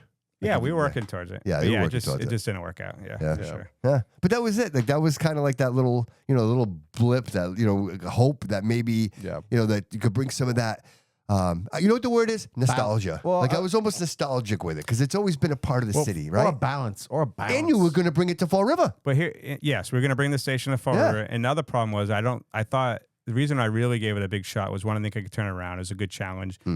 But two, we don't need less media. We need more, I thought, right? So it was like, hopefully we can save this and have, because it's been around 103 years, right? So it does have that brand. And it was like, all right, so we can, the tagline for Washington Post, is democracy dies in darkness, right? So that's 100% true. So the less media we have, democracy is going to go away because then you have people controlling the less media, and you don't really have a democracy under that, I think. Well, Mike, without telling secrets, what's next for you, man? Like, are you working on anything new that you can share with us? I mean, I know the Fall River Report and the Bedford Guide, man, you were like 100 miles an hour with that. But are there other ideas that you have that you could share that maybe expanding, doing other things, maybe getting to other? No, right now I'm just trying to. I have like 15 articles drafted out right now, and it's all stories like this search warrant story. A lot of things that are big. That's a pretty big story, but there's other stories that I got to cover. Every time I do a story, I get 15 new people telling me another story, right? So it's really try to grow I need more reporters. Fall River should have about 20 to 25 like journalists covering the city. We probably have, you have like 2 solid ones over at the Herald. You have me and Ken, what we do. Mm-hmm. You have what you do and other people are covering kind of things, but it's more of a part-time basis. Sure. We really only have 3 full-time with WSAR, Herald, and what we do. Right. I think we need more of that, and I'm going to try to grow that a bit more. It's election year this year, and if people don't know, you have 100%. So last election, only 1 out of 5 races had opposition from the Republican Party. Fall River is going to have 100%.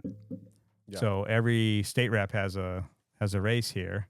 Yeah. So even Michael Rodrigues does as the state senator. So you have Rodrigues, Fiola, Silvia, Olette, Thurber, all have competition, and that's democracy. They usually go uncontested, though, right? They're always usually uncontested, yeah. And that's good. That's a good thing. Whether you like the people or not, it's good to have an option. Starting point. And that will bring up hopefully the apathy will dissipate a bit when you can actually have, now there's choice at least. Right. If they used to like not having a choice because everyone's unopposed in the state level, next year it's municipal, then they vote, and then they're like, next year is going to be a no vote again.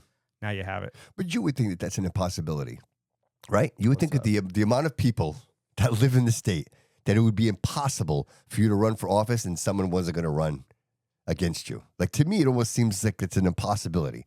But it happens constantly. It happens on a city council. No, that's sort of my point. Yes, like it surprises you see me. Certain councilors It surprises me, bro. They didn't even campaign. It used to be like 30, 40 people used to run for city council in Fall River, like just 10 years ago, 15 years ago. Now, what's the average now? It's like under 20, usually like 15 to 20. Mm. And there's only 11. There's 9 seats here. There's 11 in New Bedford. There's 9 here. Yeah. I think there was like 15 this time around that were running, and they used to be 35 or 40. It seems like the youth is just not interested, right? They just seem so disconnected with what's really going on with the world. I think the people who are fully immersed in this is like our generation, maybe some 30-year-olds, right? But like I feel like the youth in general, they're not even thinking about. Dude, there's a Senate seat that's been vacant for how long? The what seat? There's a Senate seat that's been vacant in this state. Yes, there's a Senate seat. State senator. Yeah, I think I thought it was Lowell at first, but it's yes. Yeah. I think the problem is it's especially Fall River, you put your toe in the water, it gets buzzsawed off, right? Just saying, I think I'll dip my toe in the politics. It's Mike, like, you're on it tonight. This guy's on it tonight, man. Right? I'm surprised, but man. So, but if you you're like, right. so if you now you're gonna like run, all your laundry is gonna come out. Sure. Even if you have no laundry, people are gonna make shit up. They can use AI to go after you. So Harass it's like you. people are really afraid to put their toe in the water because Yeah. it gets bitten off as soon as you put it in. So I think that's a problem, and we gotta be more civil online, I think. And it's kind of, you ever go to you go to a boxing match, right? Mhm. And you see 2 guys fight it out, and one guy loses, and they're like, "Oh, look at that bum." It's like, dude, you get in the ring. Yeah, right. Like, everyone right, is right. Boxing Yes. is a perfect analogy yes. because like Yes. 2 people fighting. Yes. This guy stepped up, became a man, Yep. got knocked out, Well, and you're look, calling him what a a bum, pussy, right? right? Because you're Yeah. sitting there drinking a beer. Right. It's like politics. Everyone wants to pick on the politicians, but very few want to step up in Right. because now you're on the other side and people calling you a bum. It's a vicious circle. It's like you can win riches by doing it, but you also go in it and you're gonna pay a price politically, especially if it's a control of families that have been controlling an area for a long time. Yeah. Yeah, so you're kind of right, Bobby. Kinda. Just a little late. What? I'm just kind of right. Yeah, you're just kind of right because buddy. actually, in the Middlesex district, there was a death with Senator Edward Kennedy in October, and It's his seat. yeah, and it was in October 2025, and there was a special election that was held, and Vanna Howard won the special election on March 3rd, 2026, and was sworn in office around March 18th, 2027. How long was that vacant for? Does it say? It was from October to March. Oh, okay. Wasn't long. Yeah. But still. Fuckers. And this is what we deal with, bro. Right? You know, to his point, I mean, he does make, Mike makes a valid point. The fact you are seeing, you are seeing a little bit of, the right per se. Obviously, this is a blue state. We've seen a few candidates on the right actually running, which is typically you just don't really see that in this state. Yeah, but I see on an executive level, like the governor. Yeah. Right. We've seen some Republican governors and Yeah, but how many had some good success. How many of with those them as well. Republicans are Democrats? Right, you see it all the time. Well, like they're like, I'm going to run as a Republican. Well, you've been a Democrat your whole life. All of a sudden, now you decide you're a Republican. Like, and again, is it just self-serving? Is that what that is? Is it right? Falling out with the party, Right. you go to the enemy. Right, right. I think people were scared too. Yeah. And now when Fall River goes 51% Trump, they become less scared, right? It used to be, so you have to look at the numbers. In 2016, Trump won Fall River Trump got 25% of the vote. In 8 years, it went doubled. Right. So I think people That said, speaks okay, volumes. now it's safe to come out because I heard 1 out of 4 were me. And now half of us are me. Well, so because now they you're want to afraid come to be out. criticized. Like Will Flanagan came out, Yes. Republican. People are now Talos. Yep. People are like, hey, 51%, I could have a chance at this now. Right. Before it was like there was Right. no chance. And the Mass GOP gives no support to this area. Yeah. Right. Now you're starting to see them a little bit more in New Bedford and in this area as well. But there really hasn't been a Mass GOP around here. Yeah. And now, even though it won 51%, they'll take credit for it, but they really, they're not really around here supporting the candidates that much. No. Doesn't serve them. It's so Doesn't serve true. them. It's so Yeah. true. Yeah. Mike, will you come back? Yeah, of course. This is amazing. You know what I mean? I know we talked a little bit about this, and this like is 2.5 hours. We did a long show. Yeah, dude. 2 hours and 45 minutes. Almost 3 hours. Almost 3 hours. I knew it would be this, man, because I just, we get to talk every now and again, you and I, and the idea of just getting to sit here and have the audience Well, there's get so much to information to as listen well. in. And Yeah, there's dude, a I lot of appreciate information. what you offer, man. Like I really do. And I want to say thank you on behalf of myself, my team, Absolutely. the city, what you do for us, brother. And this is no bullshit, man. I am grateful for what you do. And like I said, I'm only tipping my toes in this. And like the buzzsaw, like ripping every one of my toes out. So I'm kind of backing up. So, dude, I give you a lot of credit, brother. Like you're really, I don't think people realize how much you stick your neck out for the city. Like you do this and you do it selfless. You know what I mean? So I appreciate you, brother. I support you. And if there's anything I can do on this end to support you and your cause, dude, I'm in 100%, man. I appreciate 100%. that. Yeah, I appreciate you, bro. Yeah, Thank thanks, you. Mike. Thank you. Appreciate that, buddy. Anything you want to offer? No, How I did- just share this, get Bobby's podcast out there, and always tune in because how many you had? 104? Yes. Actually, it was 137,000. No, how many podcasts have you done? Oh, 104. 104. Yeah, I 104. mean that's amazing, right? So Thank you. We Thank got to you. get to 200. I know. I'm on He's my been way. doing this for quite some time. Yeah. I mean, you've been, Yeah. yeah. It's evolved. It's not easy. what Is it's- it? what it's- People think it's easy. No, just dude. turn a computer and talk. Yeah, Nah, they have look at no all idea. this. Yeah, They don't you see know what? the- they don't And see the work behind it. this is in itself. You'll agree, Mike. This is difficult. Yes. What's harder than this is the social element that happens outside of this room, right? You're talking to people, realizing, what the discussions are going to be, who do you want on your show, who do you not want on your show? Like these are all things that you have to really think about because Absolutely. everything I say, everything we do, Is watched. there are consequences. And it's been recorded. I tell you what, if you have 20 people in your room, 10 of them are trolls. You know what I mean? Like, and if you can get around that, if you can stay true, steadfast, and speak, Mike, you speak in truths. Yeah. No one can ever call you out because you speak in truths. And if you continue to speak in truths, then, right? You're good. How about you? What you got going on? Anything? Busy. Oh, just busy. Yeah? Busy with work. Yeah. You're growing, right? Yeah, I'm growing, man. So people, listen, it's spring. It's April. If people Well, want let to me tell you get something, yeah. some paint done, like do it now. Call now. So now is the best time. Springtime, weather's getting warmer. I mean, it's wet. So I mean, it's still a little hard to start doing exteriors now. Yeah. But this is usually the season that we're pumped and ready to go. So like if you have an exterior job or interior, we do both. Yeah. But if And you get the small job time, right? You got to do some small jobs, right? I Because do. some people are like, I oh, do. too small to call somebody. I called you last week Yeah. for a small job. Yeah. You were there 20 minutes in and out, but yeah. it was the way I look at it is I try to do a 4-day work week for myself. Yeah. Finish, do my work that way, and then on the 5th day, which is usually a Friday or whatever, take that day for myself to grow the business, do things that I can't typically do. And if I have none of that, then I usually squeeze in a small little job here and there. That could be like a day job, a door painted, a couple of doors painted. In this case was Overhead. Overhead Yeah, was an overhead. Yeah. So we definitely do that. We have 2 crews, so we're good. We can get in there, get out, get it done quickly for you. So Pinnacle Painting. Pinnacle Painting. Yep, mention the Bobby Couto Show. What's the phone number? 774-322-3427. That's my direct line. So if you need to talk about painting, you're calling me directly. Social media, Instagram. Yep, social media. Facebook. Yep, Pinnacle Painting Co. _Co on both Instagram. If you want to see some good videos. I was going to say, if people want to see the work that you've done. I would say Instagram is probably the better page. Facebook tends to compress their files, so the quality of the video is not that great. So if you really want to get see on the quality, TikTok. Yeah, I have a TikTok account, but I really don't use it, to be honest with you. It's You'll more blow personal. Mm. But my Instagram page, Pinnacle Painting _Co. If you go there, you'll see all my work. I post 10% off if you 10% mention the off Bobby Couto Show. Appreciate you, man. How about you, Jody? Joe, what do you got going on, buddy? So I mean, not really going on this week much, but this whole month I'm actually doing a deal for any videos. It's going to be $100 for any video. But if there's travel included, there will be a $50 fee for that. But altogether though, it'll be like $150 if I do have to travel. So like it's not bad deal. So if you guys want any videos done, it doesn't matter if it's sports, music, just like going around. Do you do pornography? Is it you do that? I mean, yeah. I mean, that's a choice too. I mean, pornography on wheels. I'm very I'll come to you. I'm very professional. I'm very professional when it comes to that. You know, $50. He's a gentleman.